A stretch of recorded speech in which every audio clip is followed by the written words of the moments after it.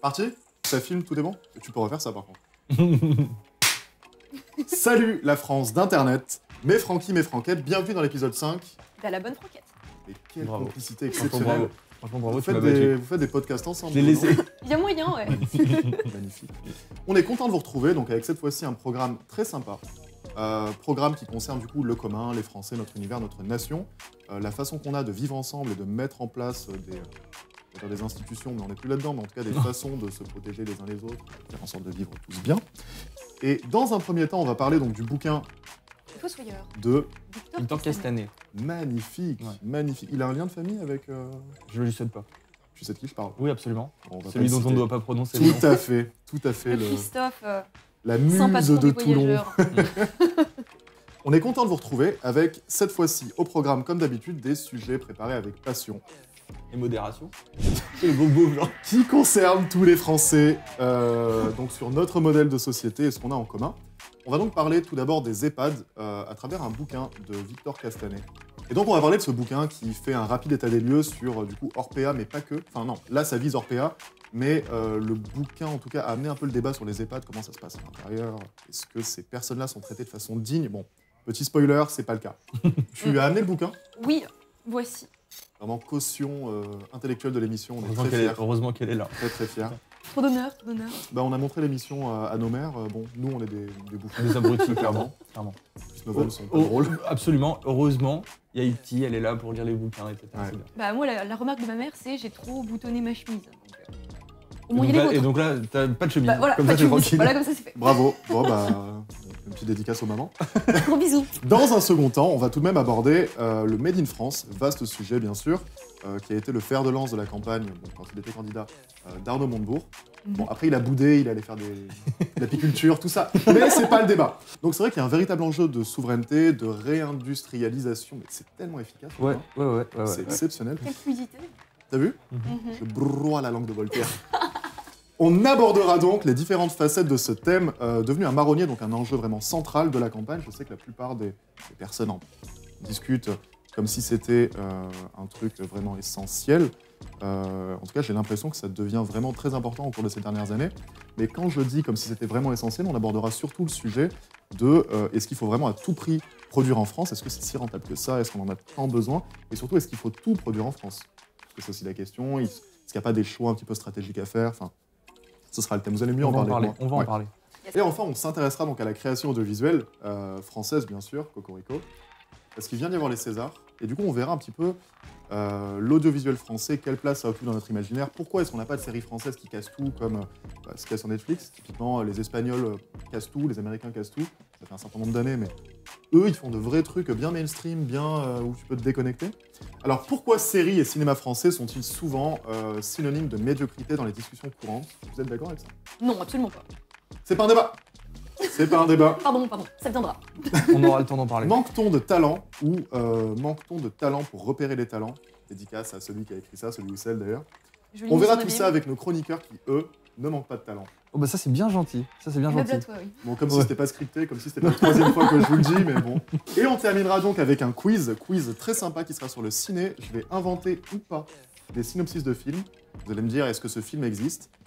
S'il existe, c'est bien. S'il n'existe pas, c'est tout aussi bien. Celui qui me donne le nom du film, s'il existe, a gagné. Bravo, c'est moi qui décide. Bienvenue dans À la bonne franquette.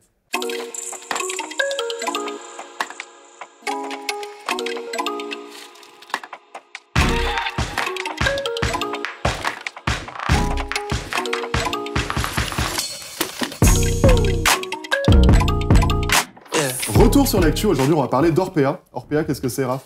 C'est un groupe spécialisé dans les établissements, les maisons de retraite, établissements médicaux comme ça. Ce groupe privé doit-il être sanctionné? On verra ensuite qu'il y a eu une commission parlementaire, ça a sans doute été le cas. L'argent public qu'il touche doit-il être retiré donc à ces EHPAD qui pratiquent une certaine forme de maltraitance? On va donc en parler avec nos deux chroniqueurs. C'est le retour sur l'actu. On va parler d'un bouquin, vu que c'est la seule qui lit des bouquins. Quel est donc La ce seule. bouquin? Le bouquin, c'est Les Fossoyeurs de Victor Castanet aux éditions Fayard. C'est un journaliste indépendant qui a fait son enquête de manière un peu infiltrée dans les EHPAD du groupe Orpea, où il dénonçait tout plein de dérives, tant l'argent des caisses qui partait un peu dans les poches où il ne fallait pas, et aussi et surtout du mauvais traitement, d'ailleurs tant du personnel qui y travaille que des personnes âgées qui y résident. Moi, j'ai trouvé déjà, il faudrait qu'on s'attarde sur le titre, que je trouve Les absolument fossoyeurs. fascinant. Oui. Parce qu'un fossoyeur, qu'est-ce que c'est? C'est dans les cimetières, c'est celui qui emporte le cercueil dans la tombe, quoi. Ouais. Et ben, j'ai l'impression que vraiment, ça fait bien écho au fait que ce sont les gens, justement, en établissement sanitaire comme ça, ce sont eux qui emmènent nos personnes âgées dans l'autre monde, quoi. C'est un peu triste. Et je trouve que cet adjectif, enfin cette appellation-là de fossoyeur, je trouve qu'elle correspond bien à ce qui se passe vraiment dans ces établissements. C'est-à-dire que ce qui est assez flippant là-dedans, c'est que, en tout cas, de ce que j'ai compris, vous m'arrêtez si c'est des bêtises, mais il y a une espèce de politique un peu massive de réduction des coûts. Oui. Bon, politique qui, en vérité, ne tient pas qu'aux EHPAD, c'est partout pareil dans le privé. Ouais. Oui. Mais là, c'est assez terrible parce que ça touche un truc assez essentiel, puisque cette réduction des coûts, elle va directement impacter, la dignité, la qualité de vie de seniors. Et moi, ce qui me déplaît fortement, c'est que c'est très bien que ce journaliste ait fait son travail. D'ailleurs, il a subi d'énormes pressions. Je ne sais pas si vous avez Oui. suivi. Alors C'est souvent initialement, comme on a voulu le payer pour qu'il se taise, Tout à fait, et ouais. ensuite on l'accuse de mille et un mots, qu'on le traînera en justice, Oui, etc. oui. Parce que tout ça n'est que calomnieux, évidemment. Donc bravo Victor Castanet. Mhm. Bravo, Ouais, vraiment. grosse force. C'est un travail exceptionnel que Un tu as castanet fait. qui sauve la famille, c'est bien. Ouais, c'est vrai. Amen. C'est vrai. Il a sauvé Christophe. Il a relevé la barre de Christophe. On parle pas politique, on parle du chanteur, hein, les mots Bien bleus, sûr, tout ça. bien sûr. C'est Christophe les chanteurs. Hein. Mais ouais, en tout cas, bravo à ce mec. Mais le vrai problème, c'est, et ce sera peut-être le premier axe, est-il normal que ce soit un journaliste indépendant qui ait découvert tout ça et qui ait sonné l'alerte, alors que normalement, il y a des instances de contrôle, Oui. il y a Il devrait, oui. des mecs qui sont censés auditer ces groupes-là, tu vois. Ce qui est hyper étonnant, c'est, encore une fois, je pense qu'on était tous au courant que ça se passait mal. Alors tout d'abord, est-ce que l'un de vous peut nous en dire un petit peu plus, faire une espèce de rétrospective sur ce que c'est un EHPAD, combien ça coûte, qui est-ce que ça concerne? Alors, un EHPAD, pour simplifier les choses, c'est une sorte de maison de retraite dans lesquelles il y a un personnel de santé qui s'occupe des personnes âgées. C'est plus une sorte d'hospice que de club de vacances pour les personnes âgées, quoi. Ok. Et Parce qu'on y délivre nombre de soins, etc. c'est ça. Donc petite pause, voilà, c'est des personnes qui en soi sont malades et ne peuvent pas, par exemple, habiter Pas seules. forcément, forcément, c'est surtout c'est vraiment des personnes âgées qui n'ont plus les capacités à être autonomes et indépendantes. Ok, Exact. d'accord. Et du coup, ce fameux groupe, donc Orpea, Mhm. maintenant on peut le citer, ça a explosé, c'est un groupe qui est donc coté en bourse. Alors, c'est un groupe qui pèse énormément, je Ouais. crois qu'il y a... Et qui a fini par chuter, hein, Ouais. suite à cette affaire. Ah bah forcément. Donc il y a beaucoup Faut racheter le d'enjeux. dip. Il y a beaucoup d'enjeux politiques, beaucoup d'enjeux économiques et donc politiques derrière. C'est un fleuron de cette industrie-là en France. Ouais. Enfin, industrie, on s'est compris. Bah, c'est un peu comme ça c'est qu'ils un peu une qu'ils industrie. gèrent l'affaire, C'est hein, un peu en une vérité, industrie donc, c'était dans la pas manière dont c'est Un géré. Ouais. lapsus de ta part. Mais du coup, quand ça a pété, quand ce truc-là a pété, on aurait pu attendre des sanctions. Je vous avoue ne pas avoir suivi. Alors pour le Il y en a eu, coup, ouais. non, pas qu'il y en ait eu, mais en tout cas, notre cher ministre de la Santé actuel d'Union d'Olivier Véran avait dit que suite à cette affaire, on ouvrirait une enquête et si elle était effective et concluante, il y aurait sanction par la suite. Mais c'est la seule chose qu'il a pu dire, c'est qu'on ouvrira une enquête. Le truc, c'est que par rapport à ce problème-là, c'est tellement un sujet qu'on a mis sous le tapis pendant des années parce qu'on va pas se mentir, on sait très bien comment ça se passe dans ces établissements-là. Oui. C'est pas nouveau. Ce bouquin a le mérite de nous mettre le nez dans une déjection qu'on n'avait pas envie de voir et qu'on n'avait pas envie de sentir depuis bien longtemps. Et je ne fais pas écho, Charmant, ouais. je ne fais pas écho Très sympa. à l'odeur qu'il doit y avoir dans ce genre de bâtiment, tellement c'est mal géré et tellement c'est Ouais. laissé à l'abandon, quoi. Exact. D'ailleurs, il y a une des aides-soignantes d'un des établissements dans le bouquin qui relatait le fait qu'il faisait économie de couches. Ouais. C'est-à-dire que parfois, on laissait certaines personnes âgées en détresse Mhm. totale, désolé pour l'expression, mais dans leur propre merde. Exactement. En Je crois Mais que j'avais vu, c'est, excuse-moi, j'avais vu dans le bouquin que en gros, il y avait une consigne comme quoi c'était 3 couches par jour par personne. Ouais. Et même si la personne âgée, elle est malade, elle a la gastro, j'en sais rien, tu vois. Mais Donc c'est terrible, c'est on terrible. va tout de même reprendre les données parce qu'à la bonne franquette, nous sommes avant tout des scientifiques. Absolument. Alors, au niveau des tarifs, j'ai tout de même des tarifs qui oscillent entre 6 500 et 12 000 euros par mois. fait. Un prix indécent. Alors 12 000 euros par mois, sachant qu'il faut mettre dans le contexte, c'est environ 1 an de SMIC. Ouais. Ouais. Environ. C'est indécent. Ça veut dire qu'il y a des gens qui doivent payer 1 an, enfin qui doivent bosser 1 an pour payer 1 mois de ça. Surtout 12 000 Pour des balles par services de mois, sous-qualité, quoi. Pour 3 couches par jour. Ah, mais Ça les fait restrictions cher, d'ailleurs ouais. n'étaient pas que sur les Pas sur produits les coûts. d'hygiène, Ah hein. oui, bien sûr. C'était aussi pour la nourriture et évidemment, faut-il le rappeler, au niveau du quota de personnel soignant effectif pendant une ronde. Et ça, c'est le plus tragique dans cette affaire. Ouais. C'est qu'ils sont parfois en sous-effectif pour une centaine de patients. Vraiment une centaine, on ne ment pas. Il y avait moins de 5 personnes, Ouais. moins de 5 aides-soignants et infirmiers qui tournaient. C'est indécent. Bah, pour la petite anecdote, lorsque j'étais étudiant, du coup, je bossais pour une amie de ma mère. Et la nana était fleuriste. Et du coup, je livrais des fleurs, etc. Et quand tu livres des fleurs, souvent tu livres un peu les hôpitaux, les hospices, enfin, les EHPAD. Et c'est un des trucs qui m'a un peu fait arrêter entre guillemets, ce boulot-là, ce petit boulot-là. J'en avais livré un qui était sur les hauteurs collines de Nice. Et en gros, tu rentres comme ça, il y a une espèce de longue montée. C'est pas l'Archer, C'est pas loin, mais je sais pas si c'est exactement l'Archer. Mais... l'hôpital de l'Archer? Ah, peut-être. En vrai, je me souviens pas, mais je me souviens avoir été un peu traumatisé là-dessus parce que. Et vraiment plus traumatisant que de livrer genre Roblo, pompe funèbre et compagnie. Ah ouais. Parce que là, tu rentres dans une salle, t'as plein de vieilles personnes, t'as l'impression qu'elles sont lobotomisées et toutes assises sur des chaises, tu sais, qui font mal, genre les chaises de l'URSSAF, quoi. Et t'as 2-3 meufs derrière un comptoir en train de jouer sur leur téléphone ou quoi. Tu te dis, mais quelle fin La mort avant l'heure. Mais quelle fin de vie affreuse. Ouais, évidemment. Mais quelle fin de vie affreuse. Et du coup, ce qui est cool avec ce genre d'affaires, c'est que ça révèle un petit peu, ça libère la parole et ça révèle plein de trucs sur les affaires. Et donc, nous sommes des scientifiques, attention, courte citation. Orpea, est-ce l'arbre qui cache la forêt? La défenseur des droits dit que oui. Et les plaintes ne cessent d'augmenter, dont 900 plaintes dans les établissements, donc les EHPAD publics. Donc apparemment, il y a des EHPAD publics et il y a des EHPAD privés. Et moi, la question que je me pose, c'est que typiquement, cette espèce de gestion de la fin de vie, de cette dignité-là, dernière dignité qui reste, pour moi, ça, c'est profondément du commun. Et du coup, quand c'est du commun, c'est peut-être une pensée un peu datée que j'ai, mais quand c'est du commun, ça ne devrait pas être privatisé, ça ne devrait pas être marchandisé.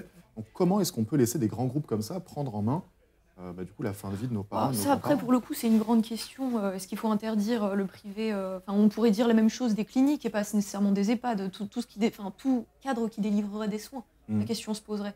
Moi, je pense qu'on ne devrait pas forcément s'attarder là-dessus, mais plus sur une meilleure, non pas essentiellement gestion, mais aussi et surtout un meilleur contrôle. Vous voyez ce que je veux dire? Histoire qu'il n'y ait pas de dérive de la sorte, quoi. Donc on revient plus ou moins sur le fait que c'est pas normal que ce soit un journaliste indépendant qui ait trouvé ce truc, alors que normalement, je suis désolé, mais il doit y avoir des contrôles, quoi. T'envoies 3-4 fonctionnaires. C'est ça, c'est que ce journaliste, visiblement, on lui a proposé une somme d'argent pour ne pas parler. Et combien de journalistes ont dû accepter avant lui? Donc en fait, je pense que... Ouais, c'est pas con ce que tu dis. Ça aussi, c'est l'affaire. C'est sûr, sûr et certain qu'on a dû proposer des sommes d'argent monstres à beaucoup de journalistes avant lui, parce qu'il y a un sujet, il y a c'est quelque chose de très fort, il faut en parler. Mais vous parliez tout à l'heure du fait qu'il faille empêcher le privé de gérer ce genre d'industrie, littéralement. Je pense pas que ce soit... le problème, c'est pas spécialement privé ou public. Moi, je pars du principe que c'est un service qui doit être... ça doit être un service public. Je pense que c'est pas à la famille de la personne âgée de porter sur elle-même uniquement le poids de l'entretien ou en tout cas de la sauvegarde de la dignité de cette personne. Je pense que c'est à la société en entier. Parce que je crois que c'est Platon qui disait qu'on juge une civilisation à la manière qu'elle a de traiter ces personnes âgées. Et franchement, si on devait se baser sur ça uniquement pour gérer notre civilisation occidentale, on serait bien dans la merde. Parce qu'on les traite mal, ces personnes âgées, et moi, j'ai pas envie d'être traité comme ça dans 60-70 ans, le plus tard possible. Je trouve ça vraiment magnifique ce que tu viens de dire. Vraiment. Absolument pas. Non, sérieux, je trouve ça vraiment magnifique. Je trouve ça triste. très digne et très humain. Du coup, défends l'inverse, quoi. Alors, c'est pas évident du tout, mais c'est très compliqué. Honnêtement, je vais parler Toi qui appréciais tant les boomers les fois précédentes. C'est ce qu'il est. Ouais, non, mais attends, il râlait pour les cotisations des retraites, lui. Alors, je disais récemment qu'il nous fallait un autre pangolin pour gérer le système des retraites. Et je me rends compte qu'ils l'ont pas volé. Il faut boucher les oreilles à Francky. Ils n'ont pas volé, ces boomers. Honnêtement, les voir crever dans un mouroir par rapport au mal qu'ils ont fait et qu'ils vont provoquer pour notre génération à nous et celle de nos enfants, c'est pas cher payé. Bon, alors, je m'attendais pas du tout à ça. On parlait de 3 couches par jour, ils leur en faudrait une pour une semaine, tu vois. Moi, je pense que tu les fais bien mariner dans leur jus, comme ça, ils sont bien contents. Voilà. Alors, fin du buzzer. Ouais. Cette histoire-là, moi, ça me fait penser beaucoup à un film que j'avais vu au lycée en histoire géo. C'est un film qui s'appelle Soleil Vert, Soil and Green en anglais, avec l'acteur... Non, Soleil Vert tout court, du coup. On C'est reste vrai. sur... oui. C'est vrai. Non, mais c'est une œuvre originale, peut-être, pouvons conserver. Ah oui, non, mais Oui. c'est pas mon problème. Ici, on est... S'il y a un truc... En fait. Bah, s'il y a un truc à prendre du Québec, c'est bien ça, tu vois. Donc... Et du coup, Soleil Vert. Acteur principal Charlton Heston, je crois. En gros, c'est dans un Donc futur... Charleston, oui. Et du coup... C'est dans un futur dystopique où vraiment surpopulation, les gens s'entassent, etc. Et donc, on incite les gens à s'euthanasier et on transforme leurs cadavres en nourriture pour nourrir les vivants. Sympa. Et le nom de la nourriture, c'est le Soleil Vert. Et je vous ai spoilé, hein, mais oui, à la Attends, fin... mais ça me dit un truc, c'est pas un bouquin, ça, à la base? Absolument. Ouais. Mais moi, je te parle parle de film parce que Ouais. c'est elle les bouquins, c'est pas moi. Tout à fait. Et tu vois cette histoire d'utiliser les cadavres, ou en tout cas ceux qui sont appelés à l'être très, très rapidement, vu comment ils sont traités, Ouais. pour nourrir des vivants, je considère que ça me fait vraiment penser à ce qui se passe en ce moment, comment on nourrit des actionnaires sur le dos de ces cadavres ambulants, quoi. Et ça me fait vraiment beaucoup de peine. Exact. D'ailleurs, il y a un chapitre de ce bouquin qui disait que les patients en oncologie, donc atteints de cancer, Ouais. étaient Était... une sorte de petit coffre-fort, en fait, qui générait beaucoup d'argent à eux. Ah, mais c'est clair. Parce qu'il y a aussi des aides de l'État par derrière. Il faut aussi le comprendre. C'est pas juste les petits-enfants qui payent, Mhm. qui payent tout ça. Mhm. Et on se rend compte qu'ils font leur puissance financière sur le dos de la mort et de la souffrance d'autrui. Et je trouve ça détestable. Mhm. Bon, moi, c'était le discours un peu moralisateur. Non, mais encore faut-il, moi, pour le coup, après, c'est mon opinion personnelle, mais quand on parle de dignité de fin de vie, etc., j'aurais apprécié de la part de l'État soit qu'elle effectue les contrôles adéquats, soit qu'elle autorise l'euthanasie en bonne et due forme, de telle sorte à ce que les gens ne se retrouvent pas dans ces conditions-là, en fait. Tu vois, c'est pour ça qu'en préparant un peu l'émission, j'étais assez fané de la laisser parler de ce truc-là. Parce que c'était sûr. Parce que je suis pro-mort, mec. Non, mais c'était sûr. C'était sûr Mais qu'on c'est allait marrant. parler des EHPAD, qu'elle allait me parler du fait de fumer des vieux, tu vois. C'était sûr. Non, mais je dans pensais la que ça allait le dire dignité. aussi, mais Bah, oui, non, dans parce la que, dignité. Ouais. Moi, je déteste certains vieux, mais pas tous les vieux, et je sais très bien que je suis contre l'euthanasie personnellement. À titre personnel, je trouve que enfin, sur le concept, sur le principe, ça peut paraître alléchant entre guillemets, parce que oui, ça nous évite de telles extrémités, ça nous évite de laisser nos personnes âgées, nos aînés crever la bouche ouverte dans des circonstances absolument catastrophiques. Ouais. Mais c'est susceptible d'abus terribles. C'est-à-dire que tu sais très Non, il bien faut que... consentement. L'euthanasie, Pardon, c'est pas distribuer la mort. D'accord, mais- Et surtout, ce qui est fou, c'est qu'en plus de parler de privé et du fait, enfin, très clairement, il s'accapare les ressources de l'État parce qu'il y a énormément de dettes d'État, parce qu'on ne fera pas croire que le foyer donc moyen, du français moyen, va mettre 12 000 balles pour ses grands-parents. Donc si c'est un couple, c'est 24 000 balles, 2 ans de SMIC pour mettre ses vieux en EHPAD. Enfin, Ah non, c'est pas 12 000 balles. Ah oui, 24 ah 000 oui, balles de coupe. Ok, oui, d'accord. c'est 12 000 Tu têtes. parles de Hein, ce couple-là. ils font pas des tarifs groupés Non, Disney, c'est clair. Non, c'est clair. entreprise, ouais. mais ouais, et du coup, cette oseille-là, je suppose qu'il y a des aides. Ça veut dire que nous-mêmes, nous, en tant que Français, même si on n'a pas forcément des parents ou des grands-parents là-dedans, on paye à travers, je sais pas, nos cotisations, nos impôts, ce Et que de fait, tu veux. on cautionne. Et c'est Bah, ça qui est. Non, on cautionne pas parce qu'il n'y a pas vraiment cette dimension morale, le truc, parce qu'en vrai, il y a plein de gens qui ne le savaient pas. En tout cas, ils prennent notre oseille, entre guillemets, Mhm. pour en plus faire de la merde parce qu'ils torturent des vieux. Bah, quoi. c'est ça. En Et fait, aussi, ils surtout, sont... affreux. quand on voit toutes les rations, justement, des Ah, mais oui, ils bouffaient pas des, Oui, non, mais des c'est ça. trucs Mais qui montent, du Les, collant. les sur- gens ouais. qui sont à la tête de ces organismes-là, c'est des cost killers. C'est-à-dire que c'est des gens qui sont là pour réduire les coûts le plus Exact. possible. Ouais. Et moi, je pars du principe qu'il ne faut pas que ce type d'activité soit à but lucratif. On n'est pas là pour faire du profit. Quand on Mm. aide les gens à On est bien faire, d'accord, à ouais. faire en sorte que leur fin de vie se passe dans les meilleures conditions, on n'est pas là pour faire de l'argent. On est là pour faire de l'humanitaire. C'est de l'humanitaire. C'est Donc clair. je considère que les gens, les actionnaires, ou en tout cas les dirigeants, s'ils font du profit, s'ils font des vrais bénéfices sur ce type d'activité, c'est qu'il y a un problème dès le départ. Clairement. On ne doit pas faire de profit là-dessus. Clairement. Et Donc c'est on aussi peut-être devrait pour ça faire que c'est peut-être aussi pour ça que les gens râlent, tu vois, parce qu'en soi, enfin, qu'on soit tous très transparents là-dessus, enfin moi payer pour les vieux, ça m'embête pas Moi non plus. du tout. Moi non plus. Par contre, ce qui vraiment m'embête, c'est payer pour des aides qui vont soi-disant aller aux vieux, alors que 3 couches, les mêmes repas Voilà, et on dégueulasses. engraisse des actionnaires, Non, comme tu le disais. Exactement. Mais Donc, c'est en soi, tu surtout payes que- pas pour des vieux, pas. quoi. Mais c'est surtout Bah, que 12 000 balles par mois, mais vous savez combien ça en fait des couches? Ouais. Oui, mais Mais sans déconner. oui. 12 000 balles par 12 mois. 000 balles par mois. C'est Non, le mais salaire d'un gros dirigeant, quoi. C'est Putain, indécent. nombre de, Puis le truc, c'est quoi? Les enfants. le nombre de posters de Jospin que t'as avec 12 000 balles. Si un truc qui est intéressant, c'est ce concept de maison de retraite qui, moi, personnellement, ça me met mal à l'aise de base. Moi, je vois dans les années 70-80, mes grands-parents, ils avaient leurs propres parents dans la même maison. Alors ok, ils étaient tous un peu entassés, c'est vrai que c'est compliqué. Bon, après, à l'époque, c'était plus facile d'avoir un grand logement, en banlieue, tout ça. Oui. Aujourd'hui, c'est difficile, surtout dans les grandes métropoles, c'est difficile d'avoir une grande maison pour justement accueillir les personnes âgées avec nous.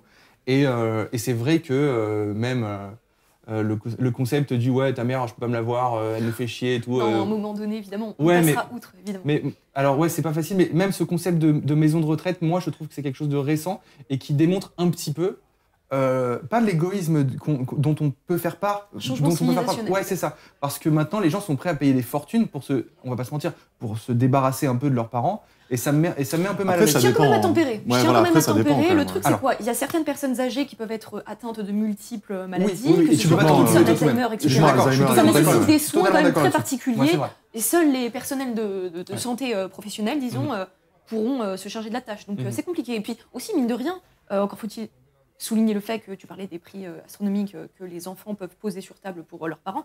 Enfin, non pas que ça prouve quoi que ce soit, mais en tout cas, ils font de leur mieux pour essayer de faire en sorte qu'ils soient dans les meilleurs établissements possibles. Là, pour le c'est coup, clair. celui qui ne Ouais, mais c'est le prix de la tranquillité.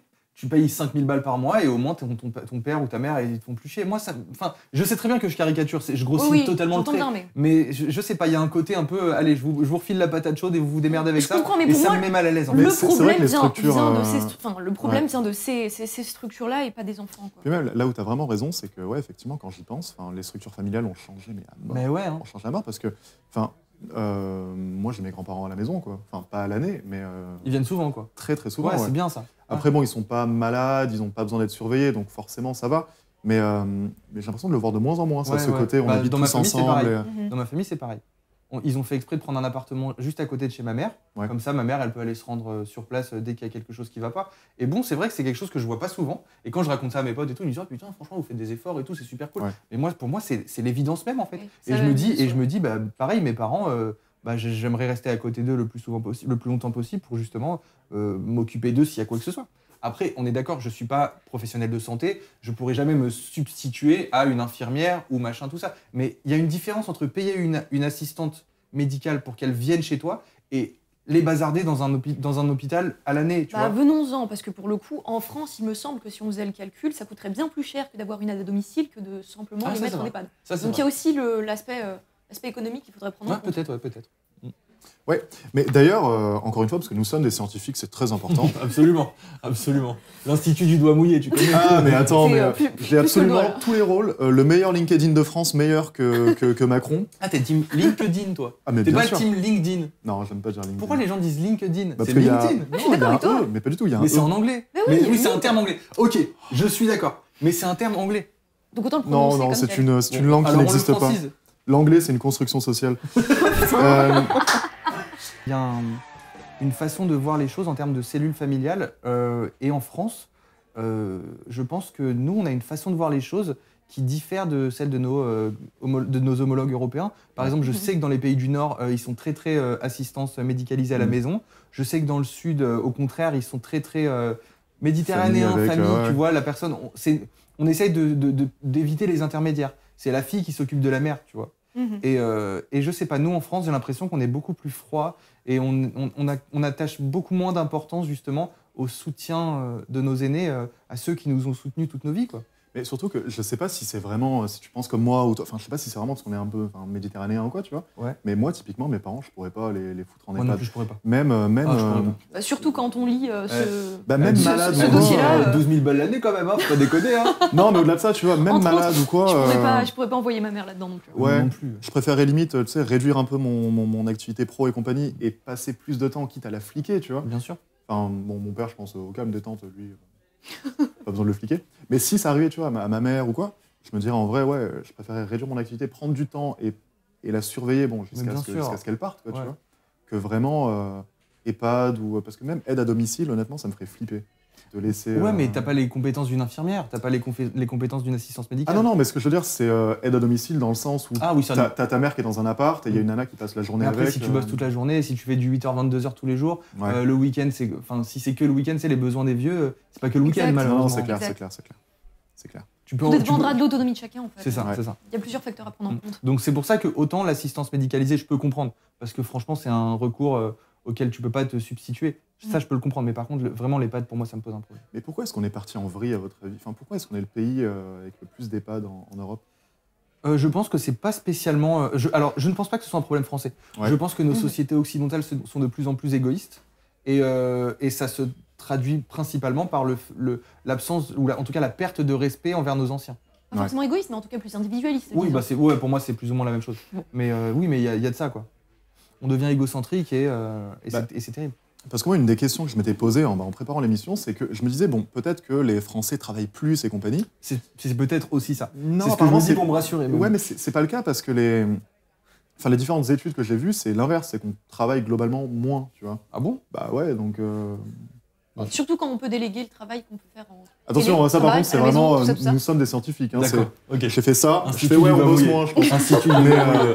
En tout cas, Oh, Internet dit Mais- qu'on bosse moins. En tout cas, c'est Donc, vrai que les conditions de travail sont beaucoup moins terribles qu'avant. Et je Ouais. sais qu'à l'époque, C'est indéniable. l'ouvrier qui se cassait le dos à l'usine, ça le gênait pas d'aider ses parents quoi qu'il arrive, tu vois. Alors que nous, ouais, voilà, c'est vrai que c'est pas les mêmes conditions de travail et on a moins d'excuses, quoi. Mais tu soulignais aussi tout à l'heure le fait que c'est beaucoup plus compliqué d'être propriétaire d'un. Ah oui, Ouais, c'est ce que j'allais dire, ouais, tout à D'un fait. grand logement. Bah oui, d'un Tout grand à fait. logement, c'est à prendre en compte. Et puis évidemment, Bien sûr. le pouvoir d'achat qui chute comme pas permis non plus. Mais- Enfin, il y a toutes ces raisons économiques à prendre en compte. La Non, raison mais pour laquelle clairement. on met parfois nos aînés dans des centres pareils, c'est parce qu'on n'a parfois pas le choix en fait. Bah oui, c'est ça. C'est pas juste parce qu'on est Ah non, égoïste. mais je suis d'accord là-dessus. Il y a On n'a pas aussi le choix. ça. Il y a aussi de ça, bien sûr. C'est Vraiment compliqué. rien à voir avec la société française, mais il y avait un truc qui m'avait fait mourir de rire sur Twitter. Un mec qui avait mis la maison d'Homer Simpson en disant... Oui. J'ai vu. Tu vois, le mec a un seul salaire, il est même pas allé à la fac et tout, il peut s'offrir une maison comme ça. Et en vrai, quand tu y penses, tu te dis, mais à l'ancienne, il y a 30, 40 ans, C'était possible. bah ouais, tu pouvais ne pas être allé spécialement à l'école, bon, bosser dur, faire ce Bien que tu sûr. veux, et t'avais une baraque sympa, pas trop loin de... Absolument. Et là, j'ai l'impression qu'en vrai, déjà même un cadre normalien, ce que tu veux, bon, déjà à Paris, c'est mort. Non, c'est clair. Une peine, ouais. Et même en province, une baraque un petit peu, enfin suffisamment grande pour accueillir ses parents et probablement les parents de sa femme ou quoi. Enfin, bonne chance, Coco. C'est, et là, ce qui est assez terrible, c'est que même ceux qui gagnent très bien, qui sont donc dans les 10% par rapport aux jeunes diplômés et compagnie, c'est globalement, ça peut se prendre un petit 3 pièces sympa dans une ville cool qui n'est pas Paris, quoi. C'est-à-dire Lyon, Bordeaux. J'avais vu une Ouais. étude récemment. Je crois qu'il y a que 20% des Français qui gagnent plus que 3 000 € par mois. Mm. Même avec 3 000 € par mois, je suis désolé, tu peux pas. Enfin voilà, encore une fois, on retombe sur le prix de la maison de retraite, de l'EHPAD. 3 000 € par mois, tu ne peux pas. Et tu ne peux même pas avec cet argent-là, surtout quand tu habites dans une métropole, tu ne peux pas avoir un foyer suffisamment grand pour accueillir. C'est ça. Bah, Mais aussi, t'es là, on vieux, parle quoi. des générations précédentes, mais il y a Et aussi on- les générations suivantes. Ouais, Il y a des c'est gens ça. qui ont Mais des même, enfants encore. on en va fait. être, Faut s'en occuper, quoi. on va être hyper factuel encore une fois. Bon, on va pas parler de Paris parce que Paris pour le coup c'est une exception, mais Ouais. on va prendre Nice. Nice, on va dire que 250 000 balles, t'as un apport sympa, un petit 3 pièces, je sais pas, 70 mètres carrés, un truc un peu cool. Du coup, si t'empruntes tout, bon, on va dire que tu payes les frais de notaire. Tu vas avoir, je sais pas, un emprunt, des mensualités de crédit à quoi, 1100 balles, un truc comme ça, avec l'assurance du crédit. À côté, tu vas payer tes charges, la taxe foncière et compagnie. Je vois pas comment tu peux, en plus, assumer tes parents, assumer c'est dur. les gamins, les machins. Ouais, c'est terrible. Et là, on parle quand même de gens qui, pour le coup, sont entre 2005 et 3 cas par mois. Et vu que c'est que 20% de la population française, tu te dis, mais ceux qui gagnent en dessous, ils font comment? Ils peuvent pas. Mais ils peuvent Ils pas. peuvent C'est- bah ouais. Mais, attention, parce que nous sommes des scientifiques, en On plus, souligne. tout est scénarisé. Ça, ce sera sûrement l'objet d'une prochaine émission, parce que l'immobilier, c'est c'est bien relou. C'est bien relou. Bon, on en parlera, c'est aussi la faute des vieux, pour le coup, sans doute. Aussi les vieux qui... Ça, pour le coup, c'est vrai. C'est eux, ils ont complètement ruiné le marché, ouais. Ouais, c'est un truc de clairement. fou, ouais. Bah, c'est pour ça qu'Orpea, quelque part, bon... Oh, je me tais. Messieurs, mesdames, Francky, Franquette, on va donc faire notre petite transition et passer sur un sujet un petit peu plus, pas léger, mais moins dramatique, qui te prend moins aux tripes, qui te fatigue moins. Moins tragique. Ouais, où tu te dis pas, bon, on torture des vieillards au nom du capitalisme. Qui sent moins le caca, quoi. Tout à fait. Là, on va donc parler du Made in France, c'est-à-dire qu'on ne Ah. torture plus des vieillards au nom du capitalisme, mais du coup, on arrête de torturer des gamins en Inde au nom du capitalisme. Là, quelque part, c'est plus joyeux, c'est plus kiffant. Made in France, qu'est-ce qu'on en pense? Made in France, est-ce que vous consommez français, vous? Nécessaire. On essaie le plus Du mieux possible. qu'on peut, oui. On essaie le plus possible, ouais. Vous consommez moyennement français, en tout cas, vous essayez. Qu'est-ce Oui, que on vous peut. consommez, du coup, niveau français? Pas le saucisson, perso. Magnifique. La nourriture essentiellement, en vrai. La Bah alors, nourriture, on Le est, lait, on est tout en ça. rupture avec Avec la Fabien République. Avec Fabien Roussel, ouais, malheureusement. Ouais. Malheureusement. De tout. Apparemment, c'est très bon, donc on rate pas mal, apparemment. Non, mais que ce soit charcuterie, fromagerie, tout ça. Ouais. Évidemment. Fringues? Dior, bien sûr. Si seulement, mon gars. Non, fringues, sérieux. Fringues. Pour le coup, j'admets que j'achète très peu de vêtements, donc je saurais Ouais. même pas te dire d'où ça provient. Bon, ça veut dire Désolée. qu'elle consomme pas français. Non, ça veut dire que qu'il y a je consomme des très peu, enfants en qui sont vérité. exploités pour ce débardeur là. Tu devrais avoir honte. Tu devrais avoir Désolée, honte. je me coucherai mal ce soir. Bon, alors pour le coup, nous on consomme français. C'est français ce qu'on boit. Le non Lillet, ouais, c'est français. Mm. En plus d'être des scientifiques et bon, dans mon cas un dictateur président, on est aussi on est des patriotes. Et des donc tout poivrons. roule. Et des Ouais. poivrons. Des on peut pas poivrons, se entre mentir. autres, ouais. Bon d'ailleurs elle c'est son 6e verre. Non, c'est Euh, pas tout de suite, pas tout de suite. ça commence à faire flipper la France. C'est pas que la France. J'ai une bonne Euh, descente. J'aimerais pas la monter à vélo. Bon allez, je prends ça, c'est bon, je prends ça, Oh non. c'est mort. Oh c'est non. pour Clairement, moi, oui, c'est mérité. C'est pour moi. Ah non, je Merci. sais très bien que Tu vas le réviser dans pas Reviendra longtemps. sans très bien ce qui va rapidement. se passer. Il s'appelle Robien, lui. Hein. Bon, t'inquiète. Du coup, Benjamin Karl, vous me disiez que vous consommiez français, vous essayez en tout cas. Oui. Bah, Ah, pas comme lui. Alors vraiment pas comme lui. lui- pas- ah, tu connais pas- l'histoire du pas- mec pas- Ah, lui, Bah il est allé oui, loin. Il est tellement loin. Il est loin, bah vas-y, explique. Alors, ce mec, Benjamin Karl, a essayé de consommer exclusivement français pendant 1 an. Donc, bon, petit spoil, Gâchage. divulgachage, pardon. Bon, ça n'a pas fonctionné. Il trouvait pas de frigo, il trouvait pas de brosse à dents. En tout cas, il a trouvé une brosse à dents qui ne lui convenait pas. Et là, elle a dit, mais comment c'est possible qu'une brosse à dents ne convienne pas? Bah, il y a des gens qui ont des dents sensibles. Excusez-nous. Tout à Non, mais fait. de là à être dérangé par la brosse à dents. Ok, ça te convient pas, mais je sais pas, tu peux faire avec, non? Ouais, pas tout le monde a la On a même des force, c'est pas convictions, grave. on a des convictions où on n'en a pas. Merde. Non, mais, Exact. Bah oui. Parfois, faut faire souffrance. tu m'excuseras, mais cette espèce de mépris que tu viens de me lâcher, t'as des brosses à dents, tu fumes des clopes au cassis, mon frère. Cassis menthe. Cassis menthe. Que je fais importer. Cassis- Tu connais le Oh là là. Je fais importer. J'adore les cassis. Ah bah voilà, mais tu fumes des clopes, donc importées, mais pas des clopes françaises, du bon... Non, parce qu'honnêtement, les camels, tout ça, moi, ça me dégoûte. Voilà. C'est français quand même. Ouais, je pense. Ok. Attends. Ouais. Bon, c'est pas, mais je pense que. J'y Bon, de toute connais façon, c'est rien, pas désolé. l'objet, de toute façon, ne fumez pas, ne buvez pas, c'est très mal regardé là, elle Ouais, est vous vert. finirez comme moi, Tout à franchement, fait. Et maintenant, elle se met à lire des livres. Et... Seigneur, quel intérêt. Seigneur, délivre-nous. Hein. Et, du mal. mais encore une fois, cette histoire de Benjamin Karl qui a essayé de vivre français et compagnie, en tout cas en consommant français exclusivement, ça pose la question de qu'est-ce que c'est que fondamentalement consommer français. Et en faisant quelques petites recherches pour préparer la mission, j'ai vu que c'était un label qui est très rigolo parce qu'attention, vous savez ce que c'est un produit qui est français? Ouais. Bah, alors, c'est très simple, je crois que c'est. Il faut qu'il y ait un peu plus de la moitié. Un peu moins de la moitié pardon, du process qui se soit fait en France Ouais. pour que le produit soit catégorisé comme français, cocorico, attention, patriote, tout ça, tu vois. Donc c'est même pas Donc, 100%, quoi. Ouais, donc c'est ça, quoi. C'est étonnant. C'est incroyable. Ouais, c'est scandaleux. Mais attends, mais c'est une douille. Bah oui, c'est totalement une douille. Mais du coup, tu peux bénéficier de certaines... Z. Oh la Absolument. douille, Bah ouais. oh la douille, bah cocorico. Cocorico.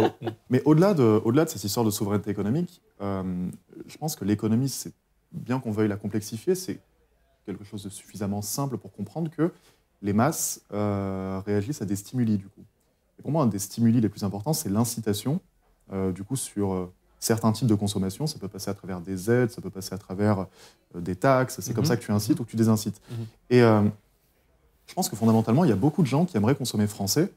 Et je ne sais pas ce que tu en penses, Bah, mais pour moi, il y a c'est un problème de prix, tu Bah, vois. c'est ça. On Ouais. avait vu une étude qui montrait que si une majorité de Français étaient prêts à se dire capables de consommer des produits français prioritairement, dans les faits, ça ne suit pas trop. Pourquoi? Justement parce que les produits fabriqués en France coûtent plus cher. Pardon. Ouais. Et je pense que justement, il faut qu'il y ait cette différence, cet écart de prix entre le conçu en France et le conçu à l'étranger, qui devrait se résorber. Cette différence devrait se résorber. Pourquoi? Parce que je pense que c'est plus ou moins logique qu'un produit qui est fait en France, ça coûte moins cher à transporter. Oui. Alors que quand il est fait, en Chine, on va même pas parler de la Chine parce que eux, au niveau de la législation, disons que le droit du travail là-bas, ça ferait pas lire un esclavagiste du 19e siècle aux États-Unis, quoi. Concrètement. Ouais. Donc la Chine, on n'en parlera pas. Mais par exemple, il y a des produits qui sont faits en Allemagne, En Espagne, etc. Ça coûte moins cher de les faire venir ici. Ouais. Enfin, ça coûte moins cher. Ça coûte moins cher justement de les faire venir ici, alors que ça devrait être le contraire. Ça devrait être le contraire parce qu'il n'y a pas le transport. Et même les écolos je vais faire plaisir aux écolos, mais consommer local, c'est mais plus écologique aussi, consommer évidemment. local, ça permet de justement de moins polluer en évitant de faire en sorte que des produits viennent de l'étranger, etc. Donc Après, la question qui se pose, j'ai pas pu voir les études ni les calculs, mais je me souviens d'une fois où les agriculteurs se plaignaient du fait qu'eux, ils étaient sous-payés alors qu'ils produisaient ce qu'il fallait produire, tu vois. Mais les grandes surfaces prenaient énormément de marge. Donc finalement, si elles n'étaient pas aussi envieuses, Mais tu sais, c'est quoi leur défense? je sais, On mais crée si, de l'emploi. évidemment, ouais, Voilà. mais bon, enfin, ok, ça se discute encore cette Bien affaire-là. sûr. Mais si eux-mêmes n'avaient pas les yeux bien plus gros que leur petit ventre, peut-être qu'on pourrait se permettre de consommer français. Parce que ce qu'il faut comprendre, c'est que derrière, que ce soit les agriculteurs, que ce soit les fromagers, que ce soit les bouchers, etc., eux, ils font ce qu'il faut et ils sont pas si bien payés que ça. C'est clair, Enfin, tu vois ce que je veux dire? J'avais vu qu'un agriculteur, il y avait des agriculteurs qui carburaient à 750 balles par mois. Ouais. Et C'est indécent. honnêtement, quand leurs produits sont aussi chers, tu te dis, mais où passe l'argent? Où va l'argent? En fait, ouais, c'est ça. Il faut vraiment réduire le circuit. Il faut. T'as la connexion, je vais franciser un terme anglais, mais il faut couper l'homme du milieu, quoi. Ouais. Cut the middleman. Il y a vraiment des intermédiaires qui sont superfétatoires et superflus. Et ces gens-là, on doit les exclure du process, quoi. Mais même au niveau Ouais. souveraineté économique, on a un vrai problème parce que typiquement les agriculteurs, on en fait tout le temps la variable d'ajustement. Là, avec la crise qui se passe en Ukraine entre l'Ukraine et la Russie, vous allez voir que ça va encore être les agriculteurs qui vont être la variable Ah, d'ajustement. c'est clair. Ça, c'est sûr à C'est 200%. Et là, on parlait de thématiques axées autour de la souveraineté économique et compagnie. Mais non, tu te dis que si tu réindustrialises, c'est assez vertueux parce que du coup, tu peux produire beaucoup plus à bas coût, entre guillemets. Est-ce que c'est moi ou t'es en train de dire on a besoin d'une bonne guerre quand même? Non, pas du tout. Non, pas du tout. Et attention, j'ai les buzzers. C'est moi qui suis censé vous mettre mal à l'aise, pas l'inverse. Donc, me chauffez pas parce que les insectes et les buzzers arrivent à Seigneur, prochain non, quiz. vraiment pas ça. Mais En plus, Koh-Lanta, ça a repris là. je regarde pas. Tant mieux. Je regarde pas. Il va pas s'inspirer d'eux, c'est très bien. Je regarde pas parce que ça me fane. Je me dis, qu'est-ce que je fais dans cette émission? Je devrais être à Koh-Lanta en train de. Non, mais ouais, c'est un truc assez terrible. Et pour revenir à Montebourg, puisque pour le coup, il s'est retiré de la campagne présidentielle, Ouais. je trouve ça assez dramatique, entre guillemets, qu'à part Montebourg et certaines personnalités de droite, ce débat-là sur la réindustrialisation, sur le produire français, Certaines de gauche aussi. Hein. Ah oui. récemment, très Très récemment. récemment. C'est Et un d'ailleurs, truc, il s'est fait éclater justement. Bah pour oui, ça, bien ouais. sûr, parce que attends, Roussel, enfin, Non, désolé, mais mais le concept Ouais, parlez, de oui. souveraineté, le concept de souverainisme, c'est devenu un gros mot dans certaines sphères politiques c'est clair. que je ne comprends absolument pas. Je comprends pas non plus. Enfin, je veux dire, parler d'autonomie, en quoi c'est un mal, quoi. Mais c'est surtout que, enfin, c'est vraiment Après, on peut comprendre. bénéfique pour le peuple, quoi. Et à Évidemment, la base, la gauche, c'est le peuple. Mm. À la Ouais. base. à la base. Encore faut-il qu'ils le prennent vraiment en compte. Oui. Ça, c'est une autre affaire Oui, encore. oui. Après, bon, Montebourg, il y avait encore quelques réserves qu'on pouvait avoir face à lui parce qu'il proposait ces grands principes de souveraineté tout en restant dans l'Union européenne et on sait qu'il y a énormément de ces législations qui pouvaient freiner en fait cet élan. Donc, encore une fois, à prendre avec des pincettes. Mais ouais, cette histoire de souveraineté, elle est hyper intéressante parce que ça pose plein de questions, bien sûr, la délocalisation, etc. Mais typiquement, là, ce qui fait qu'on n'est pas comme les Allemands, bon, ici, on est très ouvertement germanophobe. Germanophobe, absolument. Voilà. Mais, Dans germanophobe, il y a germe. Et nous, on a peur des tout microbes. à fait. Nous sommes quand même le Mais- pays de Pierre et Marie Curie. On a peur des Et microbes. bah, typiquement, là, il y a une grosse embrouille entre la Russie et l'Ukraine. Enfin, embrouille, bon, on donnera pas notre avis, mais voilà. Mais ce qui fait que nous, on est moins des, bon, pardonne-moi du terme, mais on est moins des suceurs que les Allemands, c'est que nous, on est en avance sur le nucléaire et qu'on n'a pas besoin de se mettre à genoux avec oreille de chat, kawaii. Dans Ouais, la ouais, cantine, on est quoi, tu vois. autonome en matière Non, mais d'énergie. clairement. De Ouais. chaque Ah, kawaii. désolé, mais enfin, et c'est aussi ça. Et plus globalement, l'autre fois, il y a un truc qui m'a fait marrer. Je vais pas m'inventer une vie, hein, je suis pas du tout ouvrier dans la métallurgie ou quoi, mais tout de même, quand tu parles avec tes grands-parents et tout, bon, tu sais un petit peu à quoi ça ressemble. Et il y avait un mec qui avait posté une vidéo dans une usine, tu vois, c'était une usine de métallurgie avec des trucs qui pètent, du feu et tout. Et il y a des 2000 qui ont commencé à citer le tweet en disant « Waouh, c'est quoi cet endroit? On dirait le château de Bowser. » Oh mon dieu. La référence à Et, Mario. et du coup, le mec a expliqué « Ouais, c'est une usine et tout. » Ils Il y auraient a- au moins pu sortir le Mordor. quoi. Mais attends, Tu vois. frérot, il y avait plein de gamins qui disaient « Mais sérieux, il y a ça en France ?» Je me suis dit « Ah ouais, on Ah en non, est mais non, vraiment On en là, est tu vraiment vois. là, ouais. On en est vraiment là. Et c'est vrai que c'est pas con, et on peut pas leur reprocher, c'est qu'en vrai, c'est quoi la dernière usine que vous avez vue de vos yeux en France, tu vois? Celle qui a fermé à Aulnay-sous-Bois quand j'étais encore gamine. T'as fracassé ma vanne dans les concerts, Pardon. toi. Désolée, d'y C'est, remettre un peu de gravité, mais, Non, mais c'est c'est le vrai, cas. c'est vrai qu'il n'y en a Ouais. pas énormément. hein. Moi, les seuls que je vois, c'est pour faire le trajet Paris, je sais pas, Charles de Gaulle ou je sais pas quoi. Tu vois, sur le côté, il y a des gros entrepôts, des grosses usines, etc. Mais c'est pas un truc. Je pense que c'est plus une vision périphérique. Je pense Mhm. que c'est plus des trucs que tu vois en dehors des grandes métropoles, Ouais. forcément. Du coup, encore une fois, cette question de souverainisme, ça va même plus loin, parce que bon, on a tendance à croire qu'on parle que de construire des avions, construire des briques de pierre, des trucs, cramer des trucs, faire de la manutention, ce que tu veux. Mais Faut faire pousser des oranges. tout à fait. Globalement, on pense en gros au BTP et à la bouffe. Mhm. Les trucs un peu, l'agriculture, tout ça. Il y a aussi des gros enjeux, notamment en termes d'intelligence artificielle, en termes de cloud, en termes de données, parce que, mine de rien, tu as quand même l'impression que c'est les Américains qui sont en avance sur tout. Bon, évidemment, tu peux héberger en France, il y a des clouds en France, il n'y a aucun souci, mais on n'était pas les premiers. On n'était pas les premiers et on est à la ramasse. Et il y a tout de même, sur ce débat de la souveraineté, je ne sais pas ce que vous en pensez, mais un véritable enjeu, parce que mine de rien, ceux qui vont commencer à détenir toutes tes données vont avoir un avantage stratégique, mais terrible sur toi.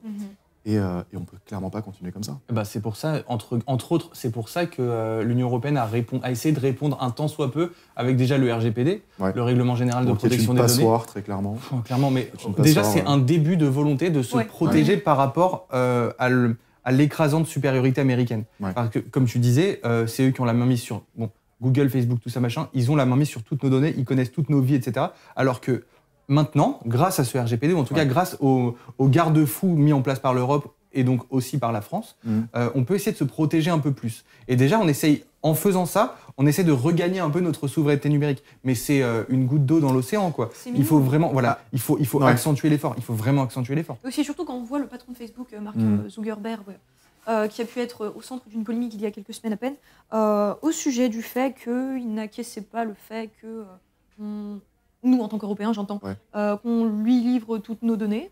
Il avait tout simplement posé l'ultimatum de fermer Facebook en Europe, si ça ne lui convenait pas. En fait. C'est complètement tout simplement. stupide. Le truc, c'est quoi Non, mais évidemment qu'il ne le fera pas pour des raisons économiques évidentes. Mais le truc, c'est que rien que parce qu'il a pu poser cette phrase sur table, il y avait déjà un problème quand même. C'est qu'on est infiniment dépendant, c'est pas normal. Par contre, après, il faut vraiment essayer d'être. Il se prend pour qui Il faut essayer d'être un peu factuel et plutôt objectif là-dessus. Moi, sur la donnée, niveau France, je ne trouve pas que le souverainisme est hyper accentué. Bon, très clairement, parce que déjà la CNIL, elle est lente, elle en peut plus, mais ça, c'est très symptomatique des AI françaises. Par contre, niveau européen, il y a un truc honnêtement pas mal. Honnêtement, bravo, grosse couille. La commission qui, dans l'arrêt Schrems 2, fracasse complètement le Privacy Shield, donc en gros, le fait que les données envoyées aux États-Unis, c'était une protection suffisante, la commission a dit, mais c'est de la merde. La commission a dit, c'est de la merde, on prend pas ça. Donc à partir de maintenant, vous devez fournir des garanties supplémentaires et compagnie. Et là, moi, je trouve ça exceptionnel de dire ça. Je trouve ça exceptionnel parce que du coup, tu dis très franco aux Américains, vos protections, elles sont nazes. Nous, on les considère pas comme un bouclier. On va mettre nos propres protections. Et là, tu pars un peu dans un délire. Maintenant, c'est nos standards en tant qu'Européens. Donc bon, qu'on y croit ou non à cette fameuse souveraineté européenne, c'est un excellent mouvement. Quoi. Mais déjà, même pour moi, souveraineté européenne, c'est quelque part un non-sens. Un oxymore. Bah ouais.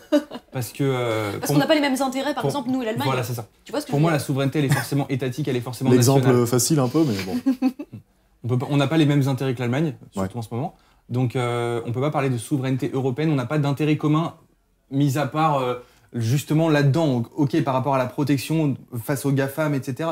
Mais c'est vrai que ce terme de souveraineté européenne ne me convient pas. Mais d'ailleurs, parler souveraineté, pour le coup, est bien plus pertinent de la part des personnes qui veulent se décharger du poids de l'Union européenne. C'est que mon avis, mais je pense que c'est bien plus pertinent de penser ça comme ça. En fait. Mais du coup, vraie question, qu'il n'y ait pas de Google ou Facebook français, pourquoi pas? Ok.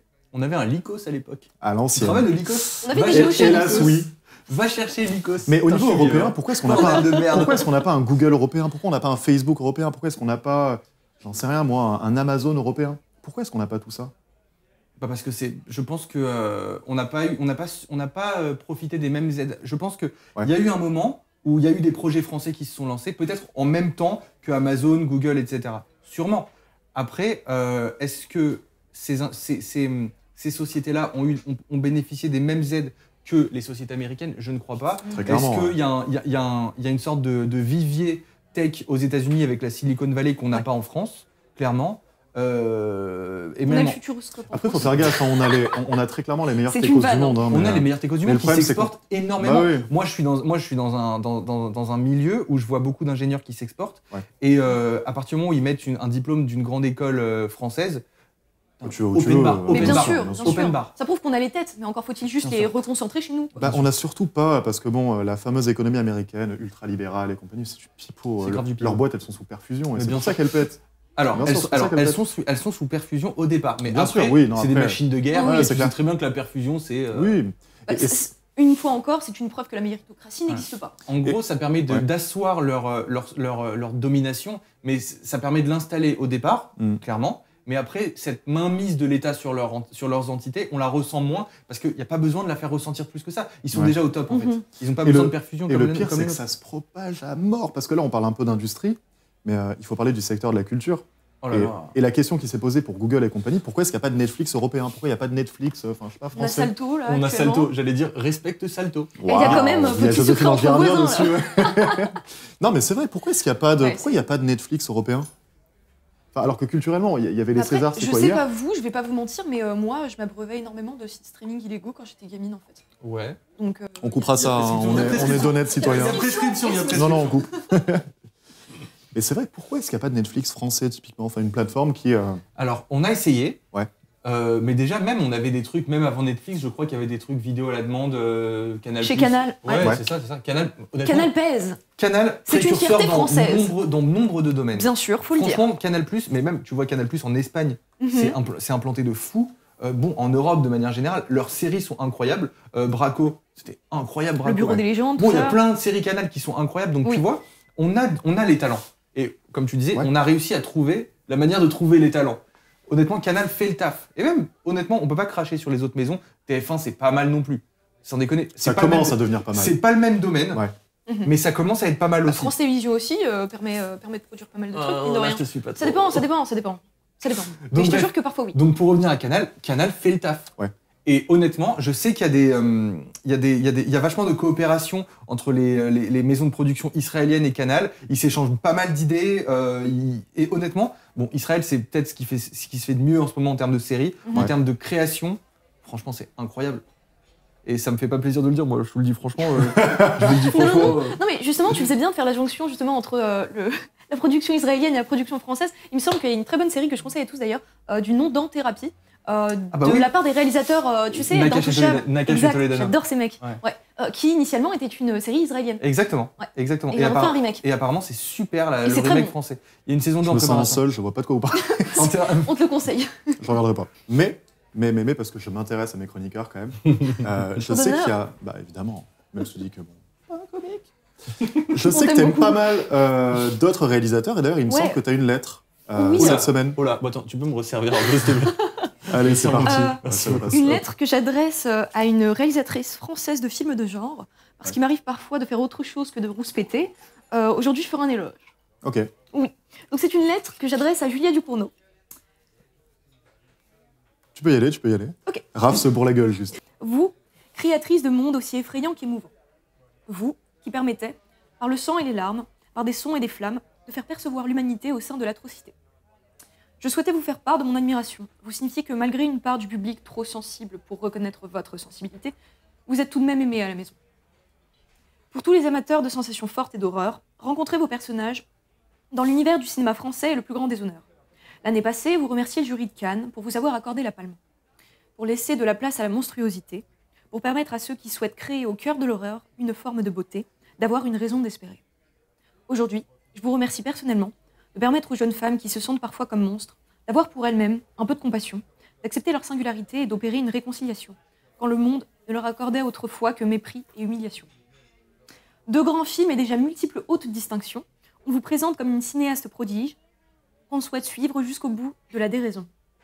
Conteuse de tragédies de génie, on ne sait pas si dans Grave, la tare est effectivement héréditaire ou si elle n'est que le fruit d'une initiation, ni si dans Titane, la cruauté est innée au caractère ou si elle est causée par le mépris d'un père pour son rejeton. Au fond, on ne sait pas si on est monstre ou si on le devient. Vous permettrez de percevoir clairement la capacité qu'a l'art cinématographique à poser des questions en laissant soin au spectateur de maturer ses propres conclusions. Vous racontez des histoires à travers un certain regard. Le vôtre est intelligent, cinglant et singulier. Alors je vous remercie de faire à tous ici notre plus grande fierté. Et vive le cinéma français. Bravo. C'est un bel hommage. Il le faut, elle le Ouais, mérite. très sympa. Du coup, tu m'as donné envie de regarder Grave. J'avais vu Titane, Ouais. et ça m'avait bien plu, mais j'avais pas vu Grave. Grave est très bon. Il est grave bien. Grave bien, Oh, oui. je me sens apaisé. Ouais, c'est vrai que ça fait du bien Parfois, on quand fait je du- râle pas, quand on dit du bien des gens, c'est beau. Et Non, moi, parce je dis que ça, bon, mais moi le premier. on va être très honnête, quand elle a commencé sa chronique, on savait pas de quoi elle allait parler, on s'est resservi un verre, on s'est dit là, c'est Seigneur. pitié qu'elle reparle pas d'un homme politique. Les problèmes. Oh, mon cœur a commencé à palpiter. Et là, j'ai commencé à l'entendre dire waouh, C'est vrai. j'adore l'art, vraiment, Son c'est magnifique ce sibyllin, que vous tout ça, faites. en plus. J'étais là en mode oh oui, putain, exceptionnel. On va arrêter d'avoir des flashbacks du Vietnam. oh mince. Et du coup, tu m'offres une transition qui est exceptionnelle parce qu'on va donc parler de cinéma français. Il y avait les Césars hier. Est-ce que vous avez suivi? Je me suis endormi. En partie, oui. Ok. Sympa. C'est super sérieux, vraiment, ne changez pas. Hein. La dévotion est immense. J'ai essayé. Hein. Bon, après, je vais pas vous mentir, moi j'ai tapé une action, tu sais, comme Bourdin, quand il arrive avant et qu'il parle un peu avec le taxi. Moi, pour le coup, je parlais pas au mec, mais il y avait en gros un compte-rendu des Césars. Et apparemment, Les Illusions perdues a gagné, attention, le prix des plus beaux costumes. Normal. Mérité. Le- Mérité. Je l'ai vu ce film, j'ai trouvé ça incroyable. Ouais. Super. Parle de quoi d'ailleurs? C'est le bouquin de... C'est le bouquin de Balzac. Ok, d'accord. Et il y a une vraie liberté qui a été Il a prise, supprimé quelques personnages, mais Ouais. ça s'arrête là. Mais ça suit vraiment la trame du bouquin. Très quoi. sympa, ouais. C'est celui qui a gagné le plus de titres? Assez fidèle. Oui, il me semble. 7 Césars sur 15 nominations, il Bon. me semble. Les pieds dans le plat, hein, désolé, on va essayer d'être franco. On adore tous le cinéma français, c'est absolument pas le débat, on n'est pas là pour dévaloriser. Mais qu'est-ce que ça dit sur le cinéma français que d'avoir du coup un film qui gagne énormément de titres alors que c'est pas une C'est création... pas un scénario original. Tu vois Ouais. Qu'est-ce que ça dit sur le fait, typiquement... C'est qu'on est capable de faire de bonnes adaptations. Est-ce que ce serait pas un épiphénomène? Est-ce que ce serait pas le... Enfin, on a eu quand même beaucoup de créations originales ces dernières années qui valent le détour. Bien sûr.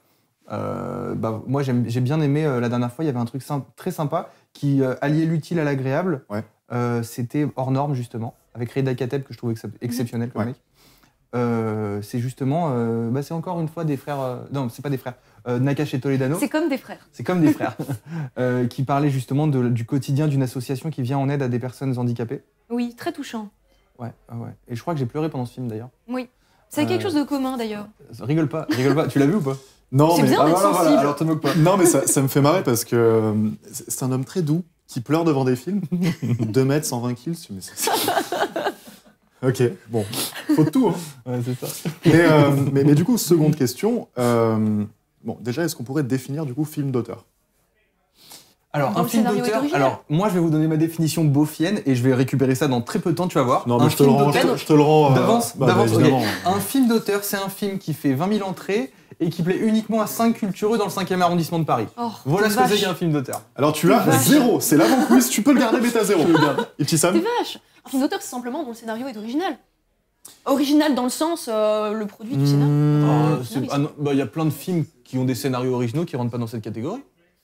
Mais surtout, je suis pas très d'accord avec La vous. parce distinction que est assez pompeuse parfois. pour moi, un film d'auteur, c'est simplement une succession de films, du coup, avec le même réalisateur. Ouais. Et à travers, du coup, cette succession de films, tu vois toujours cette fibre artistique, la patte un peu du réalisateur, peu importe le film. Ouais, moi, Moi, c'est un peu ça. Je pense plus Et, quelque chose comme ça, ouais.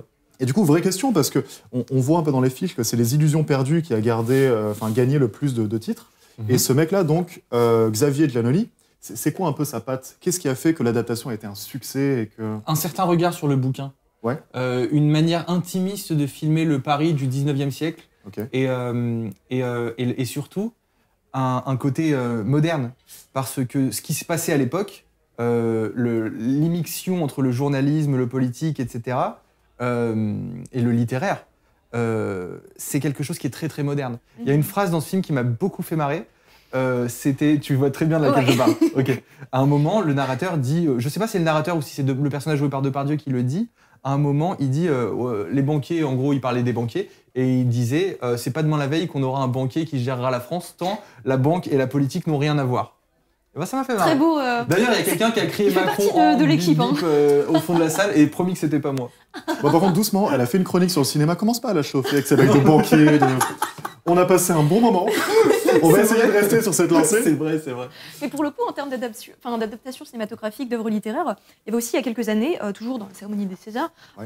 une édition qui primait le film Au revoir là-haut. Je ne sais pas si vous avez pu. Ouais. Super film. Et pour le coup, le film suivant de ce réalisateur, qui est Albert Dupontel, exact, qui s'appelait Adieu les cons, que je conseille à tous d'ailleurs, il est vraiment très bon, est une création originale.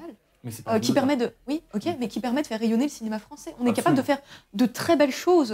Enfin, je veux dire, les Très succès belles. commerciaux. Non, mais les succès commerciaux à la tuche, machin, forcément, si les gens ne regardent le cinéma français, j'entends, qu'à travers cette loupe, évidemment qu'on trouvera ça médiocre. Mais ça n'est pas que ça. faut qu'on Le parle cinéma de ça. français n'est pas Alors, que ça. justement, Il faut qu'on parle de ça. Transition exceptionnelle. Pourquoi est-ce que le cinéma français, qui, bon, on peut tous le dire, meilleur cinéma du monde, bon, après on est chauvin. Bien Donc, sûr, si. quelque part, De toute ok. manière, on est les papas, je veux dire, les Mais- frères Lumière.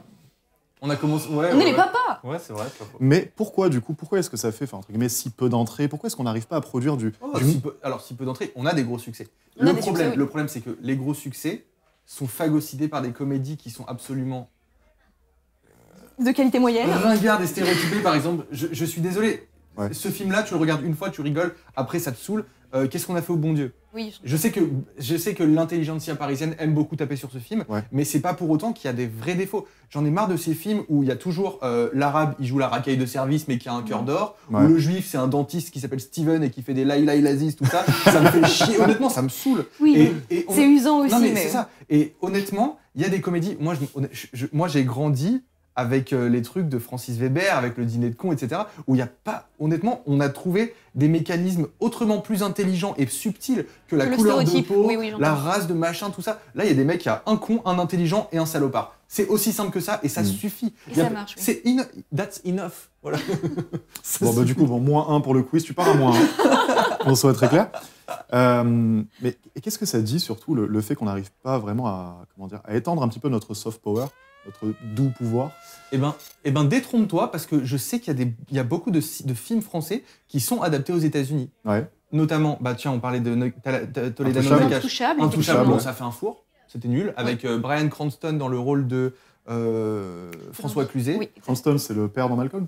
Oui, et Entre c'est aussi autres, le mec de Breaking Bad. Voilà, Ouais. exactement. Ok, d'accord. Et Kevin Hart dans le rôle de Omar Sy. qui est Non, un bon, très bon humoriste, ce mec-là, mais ça allait pas. Exceptionnel. Pas dans ce C'est film, pas ça un n'allait bon pas. pas le même, acteur, c'est pas C'est le pas un même bon registre. acteur, Ouais, c'est pas un exact. bon Et acteur. c'est pas du du tout. tout le même registre que Ouais. Omar Sy. Pour le coup, Omar Sy, il est touchant.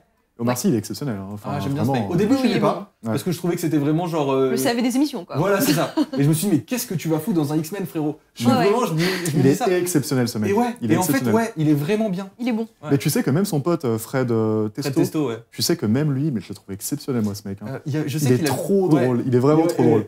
Il est Vraiment pas trop mal, drôle. lui, ouais. Peut-être même plus qu'Omar Sy.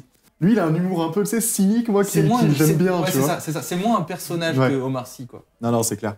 Bon, bref, on a des trucs qui s'exportent. Oui, il y Par en a. exemple, tu vois, je parlais du dîner de con tout à l'heure. Je sais qu'il y a, non, c'est pas Apatow, mais je crois qu'il y a un producteur américain qui a fait un remake du dîner de con aux États-Unis. Ça s'appelle Dick. Reprise. Une reprise. Ouais. Une Bien, ressucée. bien, bien. Une ressucée. Une ressucée. En vrai, c'est pas mal. ça, à mon avis, on va le garder parce que ce que vous savez pas, c'est que derrière les caméras, il y a des mecs et des meufs comme ça qui menacent Raph avec un petit Et sniper, il tu faut vois. flipper. Honnêtement, j'ai Et, peur pour ma vie. J'ai peur pour ma vie. Et quand il dit des trucs en anglais, type remake, ça fait remake. Et ça, c'est exceptionnel. Alors, anglicisme. Anglicisme. C'est pas mal Mais aussi, du coup, ouais. par exemple, typiquement, pourquoi est-ce que Captain America, tu vois, bon, Marvel, machin, Là, tu Captain parles. America, c'est un soldat français. C'est inspiré d'un soldat français, absolument. Et Exact. pourquoi est-ce que pourquoi ça vient pas de nous, ça? Pourquoi c'est repris? Pourquoi est-ce qu'on n'arrive pas à faire rayonner d'une certaine manière? Parce que je sais qu'évidemment, on a fait des films sur l'histoire de France et compagnie. Bon, je sais que d'ailleurs, c'est la grande mode un peu chez les FAF, Ouais. de se faire financer pour faire des films. Bon, on donnera pas notre avis. Mais non, parce qu'on n'a pas de problème, nous. Hein. Bon, le film va être une bouse, c'est bon, on veut les problèmes. Vas-y, traite Mais Ridley il ça me va être Scott. semble une qu'ils ont bouse. avorté le projet de toute manière. Oula, ça y est, c'est Tu parles fini. d'avortement, Ils les ont pas- femmes, tout ça, c'est compliqué. quoi. ils ont pas obtenu les Ça, financements. Non seulement. Pour ouais, faire un truc épique sur mais l'histoire de aussi, France. surtout, non, mais surtout, ils n'étaient pas du tout préparés à la production d'un film, en fait. Bon, apparemment, C'était absolument les- dépaysé. Non, mais apparemment, les mecs qui devaient faire le long métrage, Ouais. c'est les mecs qui faisaient des longs métrages YouTube à la base, genre sur des balais avec des têtes Pardon, on de se moque pas. chevaux et tout. Pardon, on se moque pas. C'est bien, tu vois, mais après c'est une asso, c'est des Non, mais aussi, indépendants, surtout, enfin, ils moi, sont ce pas qui me là dérange. pour... Non, mais c'est très bien que tu poses Ouais. sur table ce petit aparté-là. Je trouve ça quand même vraiment hypocrite de leur part, mais on n'est pas à une hypocrisie près de la part de ce camp, Ouais. que de toujours crier à la décadence et à la fin de notre culture, etc. Mhm. Enfin, je parle national. Alors qu'ils ne savent même pas ce qui se fait chez nous, en fait, déjà. Pour moi, un véritable patriote, c'est celui qui va Exceptionnel. encenser le cinéma français plutôt que de le pourrir, non seulement par des bouses faites par des youtubeurs, je suis désolée Alors, d'être attends, aussi alors, attends. tranché, Ah. mais aussi et surtout, Je vais c'est te qu'il ne filer la met pas parole, en mais- avant ce qui existe déjà, parce que des films historiques français, il y en a, encore faut-il juste les faire rayonner. Non mais attends, Vois-tu je vais te filer la parole, mais il faut bien évidemment s'y intéresser et compagnie. Maintenant, c'est pas pour me faire l'avocat du diable, mais il y a un certain, je dirais pas élitisme, mais c'est vrai que les cinéphiles, c'est pas les mecs les plus sympas que tu Non. puisses rencontrer sur C'est- les mais réseaux. De toute façon, tout ce qui est élite, Ça, Et, c'est une autre affaire. Oh. tout et, ce- il y a de euh, la condescendance qui transpire de chacun de leurs propos et c'est insupportable. Mais Ça sur- ne doit pas empêcher au monde d'essayer de découvrir des Ouais, parts mais de nous, cet nous art. c'est Mais- particulier. J'ai l'impression que vraiment les cinéphiles français sont particuliers. Enfin, et tu fais un tour sur Sens Critique. Des fois, tu lis Oh des là là. trucs. Mais pour revenir sur cette histoire de Captain America et plus globalement de séries, pourquoi est-ce qu'on n'arrive pas à faire... Enfin, on ne fera pas croire qu'on n'a pas les moyens. Et surtout, Studio Canal l'a montré, on est en capacité de faire d'excellentes séries. Bon, d'ailleurs, ceux qui connaissent pas, regardez le Bureau des légendes, c'est incroyable. On a le droit de faire de la pub, on n'est pas des marques ou quoi. C'est exceptionnel. Family Business, très bien, mais Bureau, tu l'as vu là? J'ai jamais regardé le Bureau des Oh légendes. non. J'ai commencé moi, c'est vraiment bon. Ouais, je sais, C'est je dois. exceptionnel. C'est exceptionnel. Mais bon, après moi, Kassovitz, Kassovitz, Non, moi je le Mais toi, trouve tu l'aimes pas, mais c'est quand même un super acteur. Non, c'est quand même un super C'est un acteur, très, peu très bon importe acteur. Pourquoi tu souris, ses positions toi politiques. Pourquoi tu souris? Bah moi, parce que Pourquoi je- tu souris? Non, parce que- Arrête de sourire. parce que... Bonsoir. Ah, la cocaïne, c'est mal, hein. Arrêtez. Mais d'ailleurs... Non, attends, on parlera de ça en off, t'inquiète, moi. Je veux Pourquoi pas tu souris, toi aussi? Moi, je veux pas de problème avec Kassovitz. Ce mec, c'est genre une espèce de Rottweiler qui serait devenu humain, Ouais. tu vois. Mais bon, bref. Mais du coup, on sait faire, et Canal l'a montré, on sait faire d'excellentes séries. Bon, après, la question se pose, et je sais que toi, c'est un truc qui te tient à cœur. Comment on les finance et Oh là. que fait le CNC? Tes meilleurs amis. Non, Tu veux nous en parler?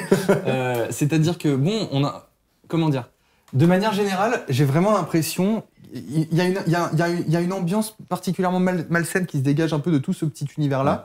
T'as vraiment l'impression que le cinéma français, ou en tout cas l'industrie cinématographique française, c'est un peu une sorte de pyramide de Ponzi dans laquelle tu finances les gros trucs qui vont forcément être vus, comme par exemple les aventures de Toto, qu'est-ce qu'on a fait au bon Dieu, machin, tout ça. D'ailleurs, c'est un vrai film, hein, les aventures de Toto, je n'invente rien. C'est un vrai film. Mais c'est pas un Oui, truc qui est j'ai pu sorti il y a voir pas l'affiche. longtemps. en C'est plus, sorti il y a pas longtemps. Ouais, ouais. Bon, Des grands succès commerciaux, quoi. c'est avec les revenus de ces bouses-là, entre guillemets, que tu finances les trucs qui sont un peu plus travaillés, qui sont intellectuellement plus recherchés et plus subtils. Et j'ai l'impression, et je sais pas, je trouve ça malsain. Et le CNC, en gros, c'est une sorte d'organisme qui permet une sorte d'entrisme dans cet univers-là. Ouais. Je sais pas si vous êtes au courant, on en avait parlé, je crois, Ouais. mais je sais que tu as un financement qui tombe automatiquement quand tu es un YouTuber qui a plus que 10 ou 100 000 abonnés, etc. 100 000 abonnés? Je sais pas, c'est 10 000 ou 100 000, je sais pas. 10 000. Ok, d'accord. On ok. va envoyer un petit mail. Hein, D'accord. Il y a moyen d'avoir de la chute. Là. Et même, je pense que c'est quelque chose qui promeut une sorte voilà, c'est vraiment on est entre nous, Ouais. et on s'en fout, on est subventionné, etc. Qu'est-ce qui les donne, les financements? Qu'est-ce qui décide? Enfin, je suppose qu'il y a un comité qui est nommé et compagnie, mais c'est Ouais. qui? Ah oui, oui, mais je ne sais pas qui compose ce comité-là. Et d'ailleurs, il y a quelque chose qui est très très intéressant parce que c'est pas que spécialement le CNC qui pose problème, c'est tout cet univers-là, par exemple, même, ça va peut-être pas plaire ce que je vais dire là, mais c'est quoi le terme? Les gens qui travaillent dans le cinéma, les intermittents. Ouais. Oui, Les intermittents du intermittents. spectacle. Ouais, les intermittents du spectacle, eux, ils sont ultra favorisés, mais ultra favorisés. Tu parles avec les mecs qui bossent aussi dans ce métier-là dans d'autres pays d'Europe, t'as l'impression qu'ils parlent à des fonctionnaires. Ouais. Non mais c'est vrai. C'est vrai, les intermittents du spectacle sont considérés comme des fonctionnaires par leurs homologues européens. Et ça, c'est grave. Mais c'est grave, mais oui et non, parce que d'une certaine manière, il faut tout de même que l'État soutienne la culture. Alors, Oui, et pour exact. moi, c'est une Pourquoi bonne initiative. Pourquoi quoi. C'est tout de même Après, très évidemment, difficile. après, il y a des dérives, il y a des abus. Bon, certes. non mais pourquoi Mais C'est l'État- de vivre avec le mais salaire en d'un quoi- petit en quoi cadreur, c'est le c'est rôle de- compliqué. Oui, c'est ça, En ouais, quoi quand t'es c'est en le rôle de régie ou l'État quoi. En quoi c'est le rôle de l'État de faire ça? Mais parce Je suis que désolé, c'est- on parlait il y a quelques Parce que minutes la de ça. culture fait partie de notre Mais parce que ça nous notre fait patrimoine, rayonner quand aussi, même, ouais, ça nous fait Alors, rayonner. on parlait il y a quelques minutes de ça. Ouais. L'État laisse à la dérive des vieux. L'État laisse à la dérive des personnes âgées. Et là, vous êtes en train de me dire, oh non, mais c'est important que l'État finance quand même le cinéma et tout. Le cinéma, c'est très bien, c'est important, c'est un loisir.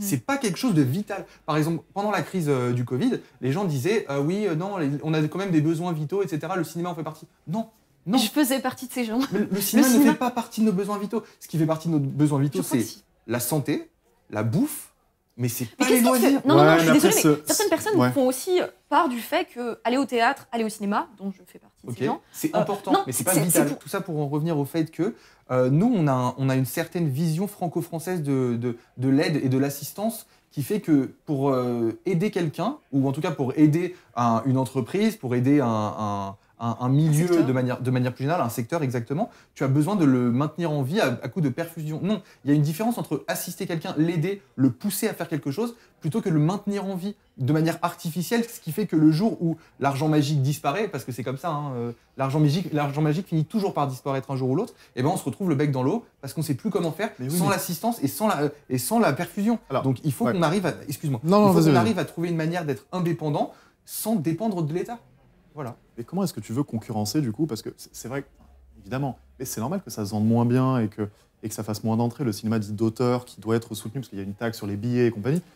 Mais ils ont du cinéma d'auteur, les Américains aussi. Ils ont Fox Searchlight, Ouais. qui est pas mal. Et bon, c'est vrai que pour le coup, le cinéma d'auteur américain, il est plus commercial que le cinéma commercial français. On est Ouais. totalement d'accord là-dessus, parce Oui, que oui. c'est les Américains. Comme disaient Dujardin et Gilles Lelouch, c'est encore une fois anglicisme, bigger than life. qui ont une dimension, qui sont bigger than life. Voilà, donc c'est vraiment extraordinaire, toujours.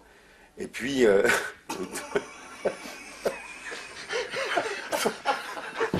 On les a perdus.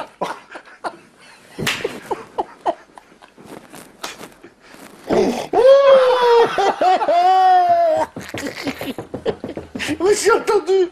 J'ai envie de me mettre une droite. Non, mais... Et c'est pour ça que je te dis, c'est pas pareil. Parce que typiquement, en France, lorsque on en parlait un peu en off dans les réunions pour préparer l'émission, mais enfin, en France, quand tu fais un film, il y a une vraie démarche artistique, tu vois. Tu essaies vraiment de raconter un truc, et surtout, tu as des impératifs qui sont liés au cinéma. Ouais. Typiquement, c'est pas pareil de faire un film pour le cinéma et un film pour Netflix. Pourquoi ? Parce que quand tu fais un film au cinéma, t'as pas cet impératif de devoir prendre le mec par la main, lui garder lui rappeler les enjeux de ton film toutes les 5 secondes. Non, c'est absolument tu vois. contestable, parce qu'aujourd'hui, 2022, à partir du moment où Netflix a pu produire un film de Martin Scorsese, tu peux plus te permettre de dire ça, genre... Oh là là. La ligne est devenue bien plus... On est bien d'accord. La ligne est bien plus floue. Mais Martin Scorsese, c'est pas Michel Gondry, c'est pas non plus le mec le plus obscur, ésotérique ou quoi que ce soit. C'est Martin Scorsese. J'entends. Bah, c'est du Shutter Island, c'est-à-dire en vrai, bon, ok, c'est complexe, ce que tu veux, mais bon, c'est pas non plus... Ouais, c'est ça. C'est du cinéma grand public. Voilà, oui, j'entends. Bien sûr, c'est pas... Oui, c'est pas... Mais gros risque. Non, moi, je suis pas d'accord avec toi là-dessus. Enfin, pour moi, c'est très important de continuer. Bon, évidemment, c'est sous perfusion, bien sûr, mais c'est important de continuer à financer, parce que sinon, on fait quoi? Enfin, alors, tu vois, c'est on s'est bouffé par les Marvel et les Disney. Non, mais je suis d'accord. Trucs, je suis d'accord là-dessus, mais c'est important quand on n'a pas d'autres problèmes. Ouais. C'est vraiment un problème de riche pour le coup. Je sais que c'est important d'avoir une culture française, mais c'est très important. Il n'y a pas de souci. Mais je considère qu'on ne peut pas placer le cinéma, la culture, le cinéma, l'industrie audiovisuelle, on ne peut pas la mettre, on ne peut pas la ranger à ce point-là en besoin vital pour l'être humain, pour le français, quoi. Mais c'est pas forcément vital, hein. C'est pas parce qu'on le subventionne que c'est vital, parce que sinon tu as une vision très régalienne de l'État. À partir du moment où on le subventionne plus que les instituts pas supposés... plus non plus. Bon, t'as compris ce que je voulais dire. T'as compris ce que je voulais dire. À partir du moment où on garde plus en perfusion un film français qu'un vieux, je considère qu'il y a un problème. Oui, évidemment, mais là, on est c'est un tous d'accord. sophisme, Raph. Totalement. C'est un sophisme du faux dilemme. Totalement. Je suis totalement d'accord. Je suis pas là pour dire la vérité, je suis là pour dire ce que je pense. Et je sais très bien que des fois, je dis... Après l'émission, on va les bouffer. Je vais dire, ah non, mais moi, tu sais, les vieux, moi, je m'en fous. Hein. Vraiment, c'est une mauvaise foi, man. Je suis le premier à dire que les boomers nous emmerdent. Je suis le premier à le dire. Mais pour autant... Non, évidemment. Pour autant, il y a une hiérarchie à faire, mais la hiérarchie l'a fait. Enfin, on l'a fait aussi, la hiérarchie. Mais après, je veux dire, occulter la part de l'art dans son impact que peut avoir cet art sur notre santé mentale, je te trouve bien réducteur en fait, parce que moi pour le coup je suis hyper impactée. Je me considère comme cinéphage, donc je vais très souvent en salle et j'en ai vraiment besoin. Okay. Sinon je pète un câble en fait. C'est vrai. Et vous savez. Et c'est absolument pas ce qu'on veut. C'est pas ce qu'on veut. Il faut continuer à subventionner le cinéma. Je retire tout ce que j'ai dit. Je retire tout ce que j'ai dit. Augmenter les impôts, le cinéma. Attends, on parle quand même d'une nana qui a pris 135 balles d'amende pour aller voir un film en vélo. Genre, franchement, ouais. Du coup, on va peut-être finir par vous demander quel est votre film préféré, peut-être film préféré de tous les temps et film préféré de cette année. De tous les temps. De tous les temps. Alors français ou pas français? Non, pas français. Enfin, on a le droit d'aller. Bon, si c'est français, c'est mieux. C'est pas français. Mais c'est quelqu'un qui adore la France. Écoute, on va prendre le truc. Alors, mon film préféré français, pas français, pardon, mon film préféré de tous les temps, c'est Stanley Kubrick, Orange Mécanique, que je trouve extraordinaire comme film. Extraordinaire. Ok. Et français? Le Dîner de con, de Francis Weber. Ok. Et tu sais pourquoi? Parce que pour moi, c'est ça la France. Je vais te dire pourquoi. Parce que c'est très subtil. Il s'appelle Juste Leblanc, mais c'est quoi son prénom? C'est juste. C'est très subtil. D'une part, donc c'est intelligent. C'est drôle parce que tu chiales de rire. Il n'y a aucun film depuis qui m'a fait autant rigoler. Et c'est simple, tu vois, il n'y a pas besoin de gros décors, il n'y a pas besoin d'effets spéciaux, d'explosions à la Michael Bay, tout ça. Le film, il a été fait avec 300 balles. On en a rien à foutre, c'est un huis clos, c'est dans un appartement. Il y a le machin, lui il est cocu, lui il est pas cocu, machin. C'est la France, putain, c'est du fédo et j'adore ça. J'adore ça et j'estime qu'on peut rayonner en étant simple, en étant français. C'est pour ça que c'est mon film préféré. Bah, on t'applaudit, parce que vraiment... Et en plus, tu pars très bien pour le quiz, parce qu'en tant que président dictateur démocrate, t'as donné exactement mon film français préféré. Ah ouais? Ouais, donc pour le coup, tu pars très bien là. Là, tu pars très très bien. Attention à ce que tu dis, du coup. Pour ma Moins part... 1000 points. Non, vas-y, je t'en prie. Il y a carrément moyen que tu me les accordes, parce qu'il est très controversé, ce réalisateur-là. Moi, pour le coup, je l'apprécie beaucoup, parce que quand bien même parfois on peut le dépeindre comme un réalisateur voyeuriste, vulgaire, Rien de plus que ça. Keshish Il a une touche... Non, pas du tout. Ouais. Pour le coup, je suis pas fan de Moi non Keshish. plus. Moi non plus. J'aime bien. J'aime Ouais, pas bah, le mec, mais les films. Ouais. Faut trinquer Mais à pardon. ça, alors. Trinquer à la haine. Non, c'est pas ouf. Si, Ouais. bon. Non, mais. Non, c'est trop tard. Hop. Je Pour le coup, suis désolé, mais Je parlais de Gaspard Noé. Ah Oui. Ok. Moi, j'apprécie beaucoup ce réalisateur. Et alors, pour le coup, il me semble que c'est considéré comme un moyen-métrage. Mais j'avais beaucoup aimé, il y a quelques années, son Lux Aeterna. Parce que je suis une fan inconditionnelle de Charlotte Gainsbourg. Ok. Et que ça parlait, en fait, ça parlait du propre de la création artistique, notamment cinématographique. Mais c'était vraiment... Tout y était, en fait. Toutes les embrouilles que tu peux avoir avec ton producteur, toutes les embrouilles que tu peux avoir aussi avec, que ce soit les gens qui gèrent le décor ou le maquillage, ou les acteurs eux-mêmes qui sont totalement dépaysés et qui finissent par une crise d'épilepsie, littéralement. Avec des jeux de lumière et de son absolument incroyables. Mais vraiment, pour moi, c'est la synthèse du cinéma parfait. Gaspard Noé, j'adore ce mec. Bref, merci, mec. Oui, parce que vraiment, on n'est pas sur Sens Critique. La séquence a duré 1h20. Et ton film préféré de tous les temps, ça peut être un film français comme pas un film français. Mon film préféré de tous les temps, je crois que... j'affectionne beaucoup un réalisateur américain, désolé, mais il est assez fin. C'est Terrence Malick, qui a pu réaliser il y a quelques années maintenant Night of Cups, avec en personnage principal Christian Bale, que j'adore. Ok, le seul vrai Batman. Ouais. Le seul vrai Batman. Parce que depuis, on nous a mis un ancien vampire de série pour ados. Attends, bah, tu Non, mais alors, arrête. tu rigoles, Pour le mais- coup, Robert Pattinson est un très bon acteur. Alors, il est pas mauvais. Regarde The Alors, Lighthouse. il est pas mauvais, mais apparemment, le Batman qui va sortir là, Ouais. il sort le 2 mars. Ouais, Il sort le 2 mars. Ouais, je crois. Apparemment, il est extraordinaire. Ouais. Tous les retours sont Ouais. sont Ouais. dithyrambiques. Je suis pressée de le voir. Bon, moi, en tant que gros beauf, tu vois, pour moi, un acteur Batman devrait pas faire moins de 80 kilos, qu'on soit très clair. Mais ouais, apparemment, le film a l'air très sympa. Ouais, Bon, ce qui est rigolo, c'est que tout à l'heure, en intro, parce que vraiment, on est des professionnels et des scientifiques et des présidents dictateurs démocrates, donc on fait des retours sur les intros en outro. Enfin, c'est du talent, mais c'est un métier quelque part. On avait dit que du coup, le cinéma façonnait un petit peu l'imaginaire.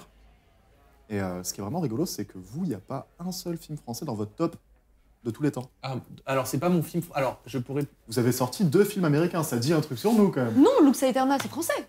Gaspard Noé, Ah, mais c'est pas ton film préféré de tous les temps. c'est mon film C'est ton préféré film français. Oui, Bah mais ouais, bah, pas de tous les temps. C'est ça qui est De tous les Ok. temps, ça devrait être français, tu vois. Ah, Moi, ok. typiquement, mon film préféré français, bah, c'est Les Dîners de cons. c'est Et mon film préféré de tous les temps, non, c'est Entraînement jour. C'est avec Denzel Washington. Ah, ok. Tu connais ce film? T'es con. Il est dans la banlieue de Grenoble et Entraînement. avec un jeune policier de la police municipale. Oui. Et il lui apprend un peu des trucs, il tombe sur, tu sais, un maire de Lyon qu'on ne citera pas, un peu corrompu. Ils apprennent des trucs, ils sont dans une bagnole. C'est Mégane RS. Tu connais pas? C'est mon film préféré et c'est un film français. Cocorico. Non, honnêtement, je l'avais pas vu venir. Je l'avais Ah, pas vu mais venir du tout celui-là. C'est un métier. C'est un métier. Moi, en plus, vraiment, je me suis dit, jour d'entraînement, mais j'ai jamais. De quoi il parle Mais de quoi il parle? On a une petite surprise pour vous, donc ce sera pas aujourd'hui, mais on a eu un visio avec Isabelle Sepansky, directrice générale du groupe Électron Libre et journaliste aussi, du coup média spécialisé dans le numérique, la culture et le télécom. On fera ça du coup, on incrustera ça du coup dans l'émission. Vous allez avoir ces échanges qui étaient passionnants entre nous, les chroniqueurs, et cette dame-là, et on espère que ça vous plaira. Alors, salut à tous, comme on vous l'avait promis, du coup, on a le fabuleux interview, enfin l'entrevue, parce qu'on francise un peu tout ici, avec Isabelle Czepansky, qui est donc DG et journaliste chez electronlibre.info. Isabelle, est-ce que tu peux te présenter succinctement?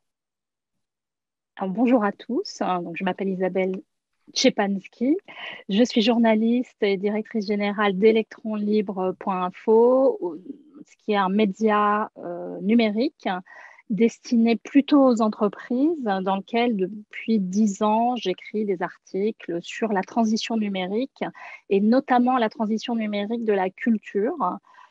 Et en particulier, par exemple, des articles sur le droit d'auteur, sur la directive de services médias audiovisuels, etc. Voilà. D'accord, très bien. Alors, étant donné que nous sommes bien sûr entre professionnels et qu'on a un peu bossé les sujets, j'ai cru lire que la France faisait état d'une certaine exception culturelle au niveau de l'audiovisuel, mais pas que. Est-ce que tu peux nous en dire plus sur ces thématiques-là? Alors, je pense qu'on peut dire que la France, c'est un des pays du monde où l'application de l'exception culturelle est la plus avancée. Mais la notion d'exception culturelle, et c'est important de le rappeler, n'est pas une notion de droit français.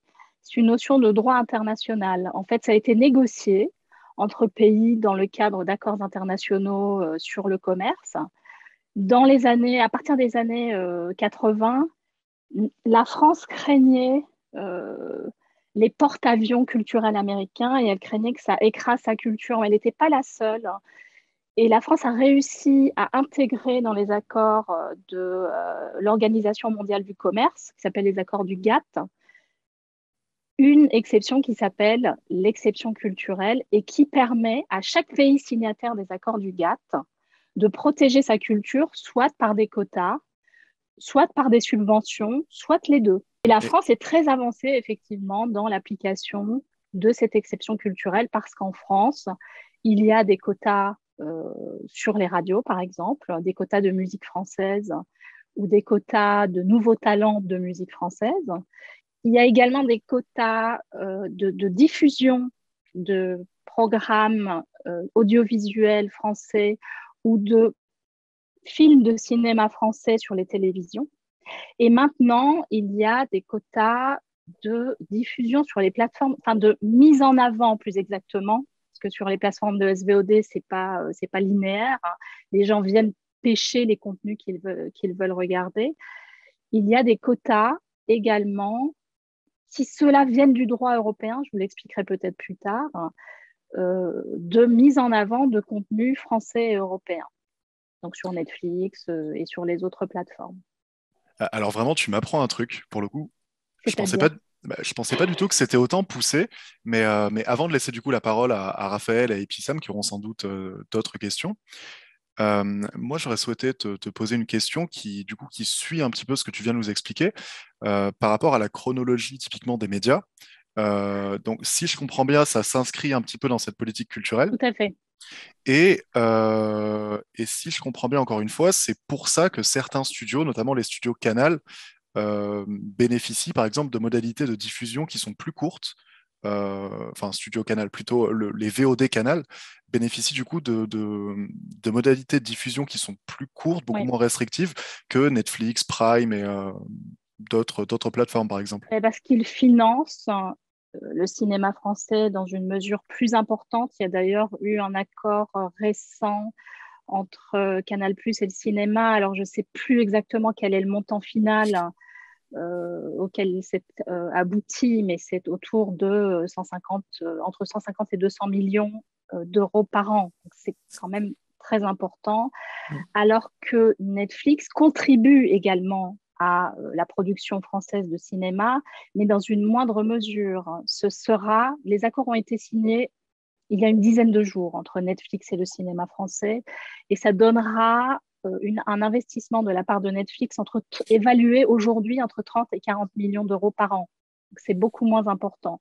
C'est pour ça que la fenêtre de diffusion des films de cinéma sur Canal+ est plus étroite. Donc, Canal+ peut diffuser des films de cinéma plus tôt. Et en effet, ce qui leur donne effectivement un avantage commercial et ce qui leur permet de vendre des abonnements aux cinéphiles plus facilement. Merci beaucoup de ta réponse. Raphaël, Ipsissam, est-ce que vous avez des questions avant qu'on... Alors, moi, j'aurais une question, s'il te plaît, Isabelle. C'était tout à l'heure, quand on se présentait, tout à l'heure, tu avais fait une petite aparté sur le CNC. Et j'aimerais vraiment, sans transition, te poser quelques questions, notamment par rapport au CNC. Déjà, est-ce que tu penses que ce comité finance équitablement toute l'industrie audiovisuelle française? Est-ce que tu penses qu'il n'y a pas un pan de cette industrie-là qui est favorisé par rapport à d'autres? Par exemple, est-ce que le cinéma prend pas un peu le pas sur YouTube ou inversement? Et est-ce qu'il y a des tendances de fond qui sont amenées à se dégager d'une part? Alors, je ne connais pas les détails. Je ne suis pas une spécialiste des financements par le CNC, mais il faut quand même rappeler la raison d'être du CNC. C'est le Centre national de la cinématographie. Donc, c'est bien destiné à financer le cinéma.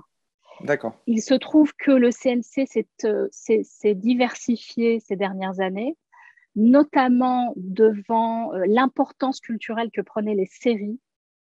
Et donc, a commencé à essayer de soutenir également la production audiovisuelle. Mais ce n'est pas sa raison d'être au départ. C'est vraiment le cinéma. Et il y a une raison à cela, hein, qui est pragmatique, si vous voulez. C'est que développer un film de cinéma, ça coûte très cher. Et donc, la France a décidé qu'il était nécessaire pour conserver une production cinématographique de qualité et qui pouvait éventuellement s'exporter également, et qui suivait des critères de diversité dans le sens financement du cinéma indépendant et pas que des grosses machines, pas que des grosses productions, qu'il était nécessaire de mettre en place un appui financier du financement de films en France. Ceci dit, le CNC, ça ne représente pas la majeure partie des investissements dans le cinéma. Je crois que ça représente autour d'une dizaine de pourcents pour chaque film. Mais ça reste important. Pour un producteur, avoir l'appui du CNC, ça veut dire pouvoir aller chercher d'autres sources de financement. Ibtissam, tu voulais rajouter quelque chose? Parce que moi, après, mes questions, ça va vraiment être un peu plus tourné juridique sur le RGPD, tout ça, quoi. Donc, Alors là, le RGPD, je vous le dis tout de suite, vraiment, je ne gère pas le truc. Non, mais t'en fais pas. Il pose que des questions. Alors, pas de souci. Il pose que des questions de relou, t'inquiète, on va parler film. Pas de souci. Je suis pas du tout une spécialiste du sujet non plus, mais j'avais une question. On l'avait évoqué pendant le podcast, le fait que parfois le monde du cinéma en général, enfin de l'audiovisuel en général et particulièrement du cinéma, pouvait passer comme une industrie qui était gavée, comme on disait, par les subventions, etc. Surtout avec la crise Covid, on sait bien que tous les secteurs ont été impactés économiquement, mais que celui-ci a réussi à survivre grâce, entre autres, à nos impôts, et du coup, du fait qu'ils piochent un peu dans les caisses, quoi. Mais j'avais une question. Alors, et j'ai une chose à dire à ce sujet qui est très importante. Il faut vraiment préciser cela. En fait, le cinéma, donc le taux de financement que je viens de donner autour de 10% du CNC, ne vient pas des impôts. Ah, ok, bon à savoir. Ça ne vient donc pas de la TVA ou des impôts sur le revenu, etc. En fait, alors indirectement, ça vient de ce qu'on paye quand on va nous-mêmes au cinéma, et notamment quand on va voir des films américains. D'accord. Le fait d'aller voir des films américains, ça permet de financer les films français. Tout à fait. Qui sont financés par le CNC, effectivement. Donc, c'est important de le dire. Et il n'y a pas que ça.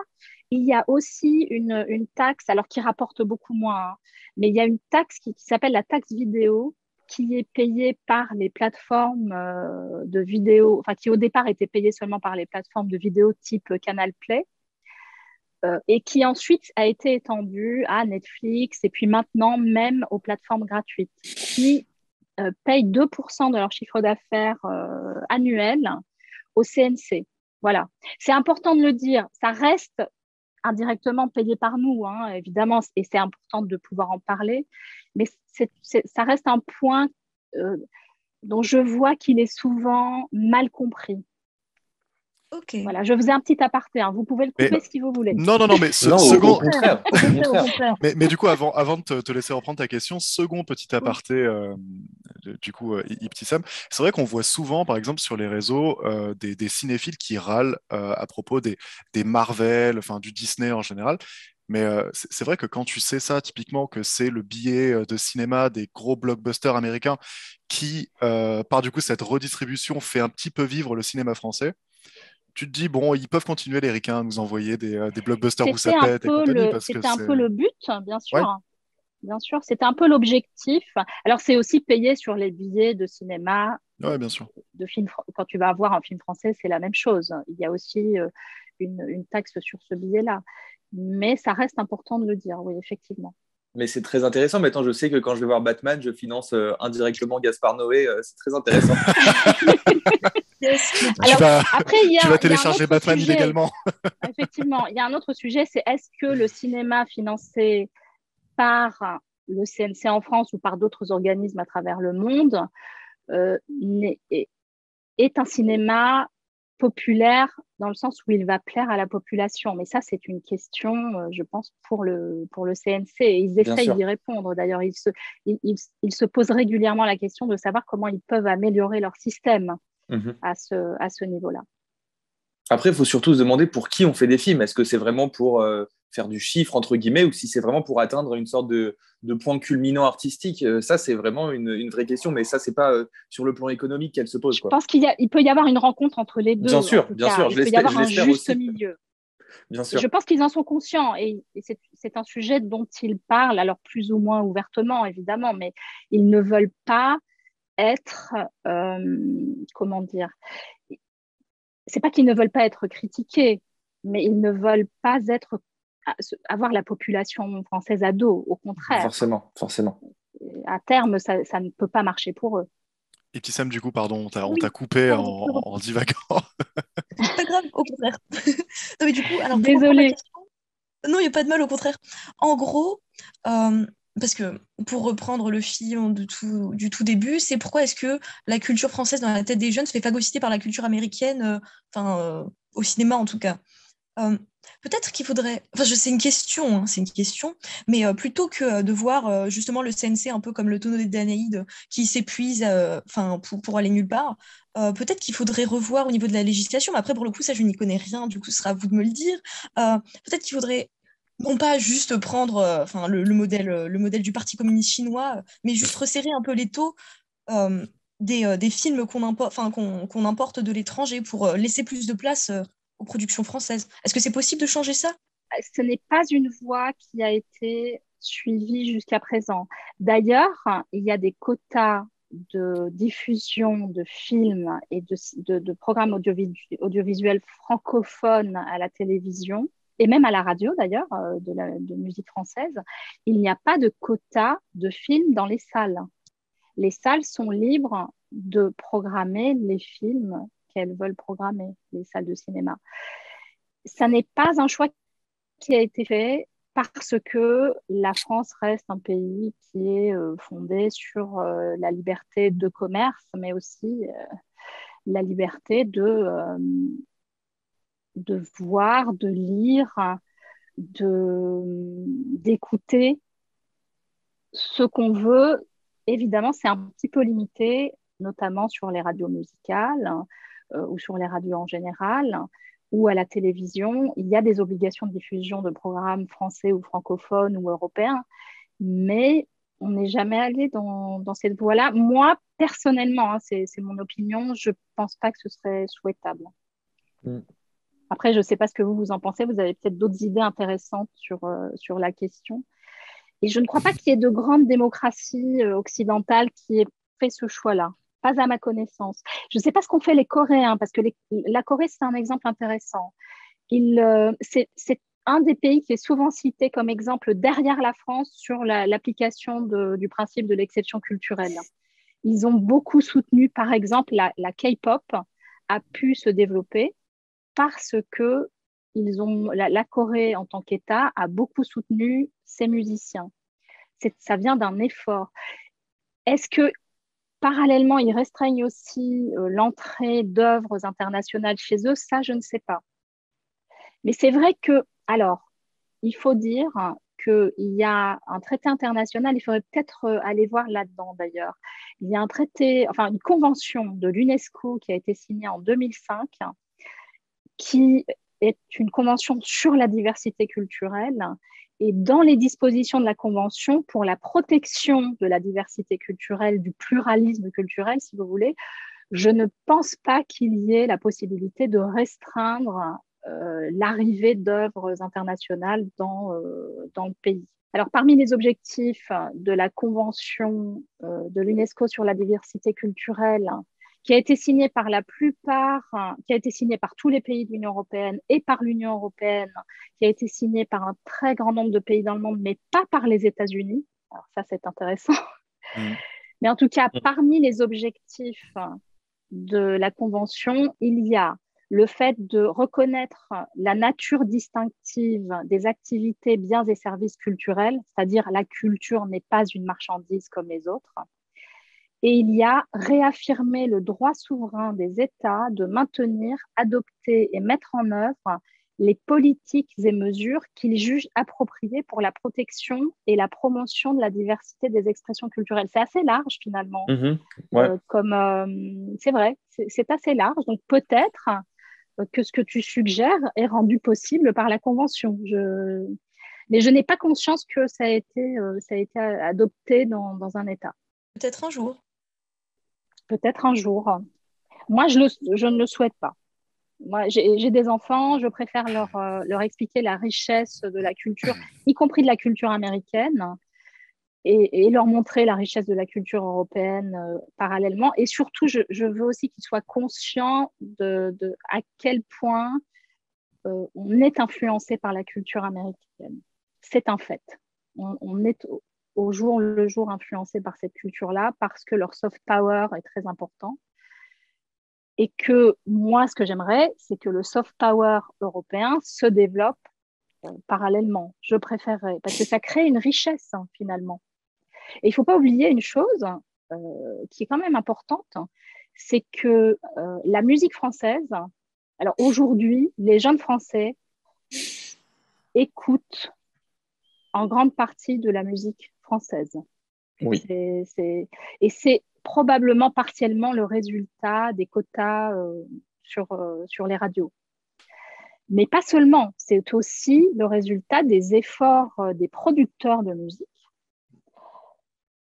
qui sont en général des grosses boîtes internationales, qui sont en grande partie. Il y a aussi des producteurs indépendants français, par exemple Vagram qui produit Orelsan, mais il y a des grosses machines genre Universal Music, Warner Music, Sony qui produisent des artistes complètement français, qui sont d'expression francophone et qui permettent à ces contenus, à ces œuvres françaises de trouver un public non seulement en France, mais en plus maintenant grâce aux plateformes de streaming internationales à l'étranger. Le discours de Netflix va dans ce sens-là aussi. J'écoutais, c'était fin janvier, un événement organisé par la présidence française de l'Union européenne. Vous savez que la France, actuellement jusqu'à la fin du mois de juin, préside le Conseil de l'Union européenne et dans ce cadre-là, organise beaucoup d'événements pour essayer de faire le point et d'influencer la politique de l'Union européenne. Et dans ce cadre-là, il y avait une représentante de Netflix qui a dit « La diversité est notre modèle économique ». Et qui a expliqué que pour Netflix, c'était important de financer, de produire du contenu local avec des producteurs locaux. Alors eux, ils disent locaux, c'est nous, on va dire français pour la France. Et que il n'y a pas besoin de les obliger à le faire. Alors aujourd'hui, ils sont obligés puisqu'il y a une directive et une transposition française qui les oblige à financer des œuvres cinématographiques et audiovisuelles françaises.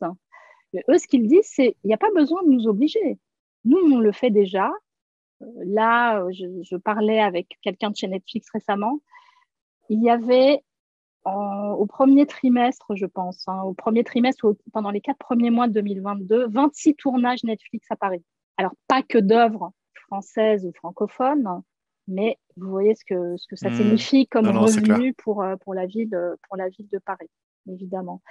Et il y a des boîtes françaises, comme par exemple Gaumont, et Gaumont, la filiale télévision de Gaumont qui s'appelle Gaumont Télévision, qui fonctionne très bien avec Netflix, qui a produit Narcos. Peu de gens savent que c'est produit par un Français qui s'appelle Christophe Riandé, qui travaille pour Gaumont Télévision, et c'est lui qui a supervisé la production. Évidemment, ce n'est pas un contenu français ou francophone, mais ils ont fait Lupin ensuite, et ils ont plein d'autres projets avec des plateformes. Ah, Lupin, c'est réalisé par les mêmes, enfin, c'est dirigé par les mêmes producteurs que Narcos. Oui, c'est Gaumont. Impressionnant. La bonne vieille Gaumont, qu'on aime, qui a fait plein de bons films, qui aujourd'hui réalise une grande partie de son chiffre d'affaires grâce aux plateformes et notamment grâce à Netflix. Et je pense que c'est aussi eux qui ont fait Totem pour Amazon. Mais sur le soft power, moi je tiens quand même à dire une chose, c'est que la France se débrouille très bien pour défendre sa culture. C'est très compliqué, mais je les ai vus, j'ai suivi notamment la mise en place de la directive droit d'auteur au niveau européen. J'ai écrit 150 articles sur le sujet. Certains me considèrent comme la spécialiste de la directive droit d'auteur dans les médias. La France a fait un énorme boulot et continue de le faire. à ce niveau-là, parce qu'il y a une vraie conscience de l'importance de la culture. Il y a peut-être une maladresse dans la manière de le faire, la manière de mettre en œuvre cette politique parfois. Et ce qui peut donner le sentiment qu'on développe une sorte de culture d'État, si vous voulez, culture un peu officielle. Tout à fait, ouais. Et ça, c'est un sujet que la France devra gérer rapidement, je pense.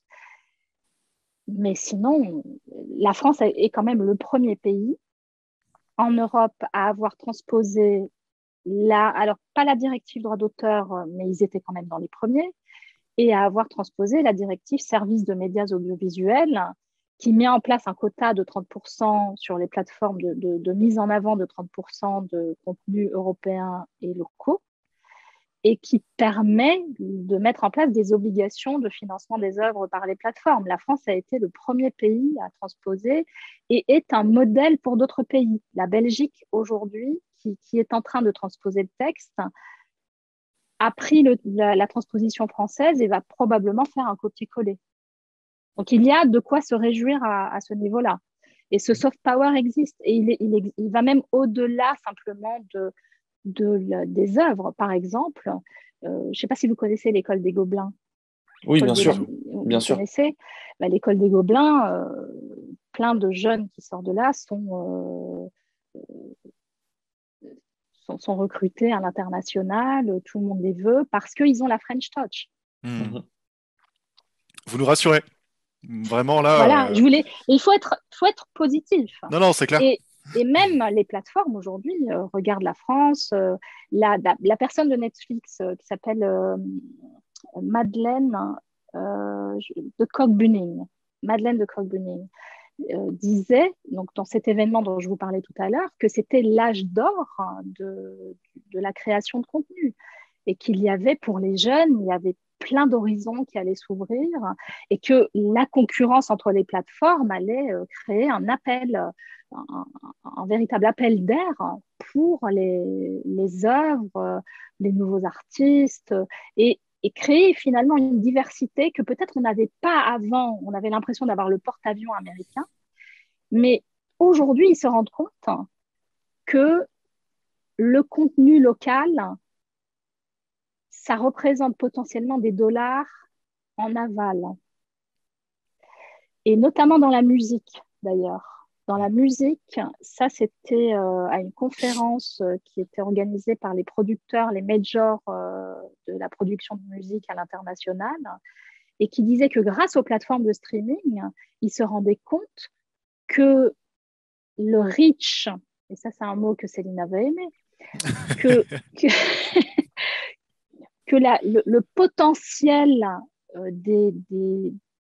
le potentiel des différents contenus locaux était étendu à travers le monde et se démultipliait. Et en France, la musique française est très forte et elle est appelée à être populaire en Afrique francophone, mais peut-être aussi au-delà. Voilà, c'est rassurant. Optimistes. Non, mais c'est clair, c'est rassurant. Nous, on était vraiment partis sur le côté les États-Unis nous écrasent, on n'arrive pas à exporter notre culture. Et au final, non, c'est un autre son de cloche qu'on a eu lors de cet entretien. Et vous voyez, il vous a fallu une Belge pour vous le dire, parce que je suis belge. Ok, on arrête l'émission. Allez, on arrête l'émission. On arrête l'émission. Non, mais merci beaucoup en tout cas. C'est vraiment, tu nous as appris énormément de trucs. Et je pense que c'est pareil pour mes deux copains. Absolument. C'était hyper intéressant, ouais, vraiment. Est-ce qu'on passerait pas au quiz sur le cinéma d'ailleurs? Allons-y. Je suis grave chaud. Le quiz est très simple. Je vais vous raconter une histoire. Vous allez tout d'abord buzzer pour me dire si ce film existe, si ce synopsis existe. S'il existe, vous me donnez le titre. Par contre, si vous sentez que je dis de la merde, il faut buzzer, vous dites non, et du coup, vous prenez un point. Le truc n'existe pas. On commence ? Okay. Ça marche. Ok. C'est l'histoire d'un cow-boy. En tout cas, d'un mec qui vit au Texas, donc dans la capitale du Texas. Ce mec, son boulot, c'est de faire du taureau mécanique. Donc, courant pour un Texan. C'est un mec très bourru, très viril, mec un peu à l'ancienne. Très soirée alcoolisée, très nana. Et un jour, ce mec, qui se retrouve toujours dans des bars avec ses potes, il attrape le sida.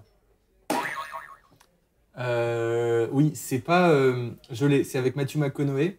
Ok. C'est Dallas Buyers Club. Ouais. Mais tu prends moins 50 points parce que je suis très procédurier et j'avais dit, il faut d'abord dire c'est vrai. J'ai dit Non, t'as dit je l'ai. Bah je l'ai, ça veut dire que c'est vrai. Bah moins 100 points parce que tu disputes. Ok, d'accord. Tu sais, on peut monter si tu veux. Ok. Bon, bah toi, du coup, tu prends 200 points. Parce que l'autre fois, j'étais un peu injuste, je m'en voulais. C'est scandaleux. Vraiment, c'est scandaleux. Bon, alors, il boude. Putain, mais c'est rigolo parce que tu boudes pas vraiment quand je te laisse gagner. Ok. Bon, bravo, pour le coup, bravo. Je noie mon Bravo, chagrin bravo. dans l'alcool. Second film. C'est un mec, pareil, qui a vécu toute sa vie avec sa mère. Et ce gars, quand il était petit, il est né prématuré. Donc, il était très petit, très fébrile. Et sa mère, du coup, qui habitait pareil aux États-Unis, s'était séparée de son père. Les deux avaient une ferme. Donc, il fallait cultiver. Et sa mère lui faisait vraiment ressentir beaucoup de culpabilité parce que ce gamin n'était pas du tout fort, quoi. Tu vois, c'était un gosse un peu... C'est vrai. C'est, comment il s'appelle, avec Tom Hanks, Forrest Gump. Pas du tout. C'est pas ce film-là. D'accord, ok. Alors, du coup, je continue. Continuons, oui. Et le père du petit, du coup, était mort au Vietnam. Et c'était un peu le seul homme de la maison, mais toujours très faible, vraiment comme ça et tout, tu vois. Ouais. Et sa mère lui faisait vraiment ressentir cette culpabilité de ne pas pouvoir s'occuper de la ferme. Et quand elle est morte, la ferme lui est revenue. Et ce mec, c'était devenu un gros techos. Il avait fait des études, MIT, Silicon Valley, truc. Et du coup, il se pointe là-bas. Et il essaye de reprendre la ferme, tu vois, pour honorer un peu la mémoire de sa défunte maman. Mais ça marche pas parce que c'est pas son métier à ce mec. C'est pas du tout son métier. Et du coup, qu'est-ce qu'il fait? Au lieu de se dire, ok, je vais faire une ferme, il rase tout, il met des gros hangars, des refroidisseurs partout, et zéro vanne, hein, et il fait du minage. C'est faux. C'est faux, sérieux? C'est carrément faux. Tu connais pas New Farm Story? Oh purée, c'est une histoire vraie. Ah, c'est vrai? Oh mince. C'est mon film, je suis en train de l'écrire là. Oh. Évidemment que c'est faux. Mais sans déconner. Alors honnêtement, je me suis dit bizarre. Honnêtement, tu y as cru au début. Hein. mais c'est une bête d'idée. En vrai, ouais. Franchement, c'est un super film. Non, je suis en train d'écrire le scénario, ouais. Il va miner, après il y a des bagarres avec la SEC. Après, il y a un truc qui coince, c'est le fait que son père soit mort au Vietnam et qu'il soit suffisamment jeune pour connaître un peu ces trucs-là. Parce que techniquement, le père est mort. Il y a un petit anachronisme. Ça veut dire que le mec est né dans les années 60. Ouais, et donc ça veut dire qu'il a 60 ans, un petit jeune qui sort de MIT 60 piges. Frère, t'as quand même pas mal retapé. Ouais, mais alors pour le coup, ça pourrait être un problème, mais vu que nous sommes des scientifiques et des mecs malins, je pense qu'on peut trouver la solution, on peut vendre ça à Marvel et dire qu'il y a un bail de multivers. Absolument. Là, on prend de l'oseille, la nappe, elle est plus en mode confiture bonne maman, on fait une nappe en marbre, textile puissance. Ici, on peut tout inventer. Une nappe en satin, en C'est vrai, c'est vrai. Troisième film, est-ce que vous êtes prêts? Par contre, toi, pour le coup, t'as gagné des points. Ouais. C'est cool. Ouais, c'est toi qui l'as eu. Honnêtement... À partir du moment où t'as sorti le mot techos, je me suis dit un truc qui va pas là. Bah non, je dis tout le temps techos. Ouais, il a dit c'est justement parce que tu le dis tout le temps. C'est bravo. Que c'était de toi. Bravo. Pour moi, quand on parle de techos, on parle d'espace. Bon, allez, tu prends les 100 points. Bon, pour égalité. Pour l'instant, c'est la galère. Ouais, c'est égalité, oui. Ok, troisième film. C'est un mec qui se réveille, pareil, dans un corps tout à fait chétif. Et lui, son rêve, c'est d'être soldat. Captain America? Alors non. Oh, bisous. Bon, en vrai, oui, mais je pourrais lui filer les points. Ça me fout un peu le démon. Et c'est relou que t'es... Je sais pas si c'est le truc spontané. Non, c'est bien trouvé. Non, mais tu l'as bien vu. Ok. J'ai 200 dans ce cas. Mais continue la façon dont tu décris le film. Parce que moi, ça m'intéresse, ça partait très bien en tout cas. Vas-y, oui, continue à nous narrer tout ça. Non, on va passer au quatrième film. Ok. On va passer au quatrième film. C'est un gamin qui déménage et ce gamin est hyper seul parce qu'il déménage un peu dans un bled. Enfin, l'école est très loin, ils prennent le bus. Le mec a une cabane dans les bois et il s'emmerde à mort. La vie est insupportable. Lui, c'était un mec un peu urbain à la base. Et il rencontre une petite, hyper mignonne, très sympa, mais c'est des gosses, ils doivent avoir, je sais pas, 12 ans, tu vois, c'est des gamins. Et histoire méga mignonne, ils vivent plein d'aventures. Il y a un peu des trucs un peu fantastiques dans cette forêt. Ils se retrouvent dans une cabane, ils rencontrent des elfes, des fées, ce que tu veux. Ah. Ça me fait penser à un truc. Mais continue. Et petit à petit, la meuf vient de moins en moins, ils se voient de moins en moins. Et d'un coup, la petite ne vient plus. Elle vient plus et le mec grandit, et il se rend compte qu'en fait, la meuf, elle est morte, quoi. Ça fait un moment qu'elle est morte, la petite. C'est vrai ou c'est faux? Et si c'est vrai, quel est le film? C'est faux. C'est vrai. Ok. Je sais pas, ça me faisait penser à un truc. Enfin, j'en ai eu plein quand j'étais gamine, mais tu sais, les secrets de Terabithia, machin. Ah, c'est ça que je pensais moi aussi. Ouais, ça fait penser à ça. Ouais, moyen. Elle est forte. Hein. Ah, c'était ça? Ouais. Ah, c'était Oh, ça. yes. Je pensais à ça. Je me suis dit soit c'est faux, soit c'est ça. Ouais, Elle est ça, forte. c'est ça. Hein. Elle est vraiment forte. Hein. Ok, ok. bravo. Toi, tu les as bien rentabilisés, les 135 balles d'amende, là, vraiment pas mal. Dernier film. Ok. Main sur les buzzers. Vous êtes sûr? On est prêt là? Ouais. Ok. Il va falloir aller très vite. C'est un groupe de potes. 35 ans, 40 balais, enfin des adultes quoi. Ok. Very Bad Trip. Ah, je l'avais aussi. C'est pas Very Bad Trip. Oh merde. Ok. Et tu prends moins 300 points parce qu'il faut arrêter de faire ça, c'est insupportable. Oh, bah. Putain, mais elle essaie. Enfin, vraiment, pour ceux qui écouteront le podcast, Est-ce que j'ai pu gagner? j'essaie vraiment C'est du d'être agneau. dans un mode ASMR, de reproduire une ambiance. Elle est là, bam, pré-shot, c'est insupportable. C'est parce que je suis trop vive. En fait, t'es jaloux de ma vivacité, c'est tout. Donc c'est moi qui dois trouver le truc là maintenant. Bon, moins 1000 points, tu gagneras quoi qu'il arrive. C'est. On n'aime pas trop ce Vas-y, genre continue, groupe de potes. Ok. Alors, groupe de potes, ils sont dans leur salon, tout va bien, et il y a un des couples dans le groupe de potes qui attend un enfant. Et du coup, ils sont tous là. Allez, dites-nous, vous allez l'appeler comment? Le prénom. Magnifique! Magnifique. Ouais. On peut l'applaudir. Mais je m'attendais à un film américain. Non, jamais. Ouais. Et tu peux quintupler ton nombre de points. C'est quoi le prénom? C'est pas Archibald? Non. Ah merde. Bon. Si tu réponds avant lui, tu peux gagner.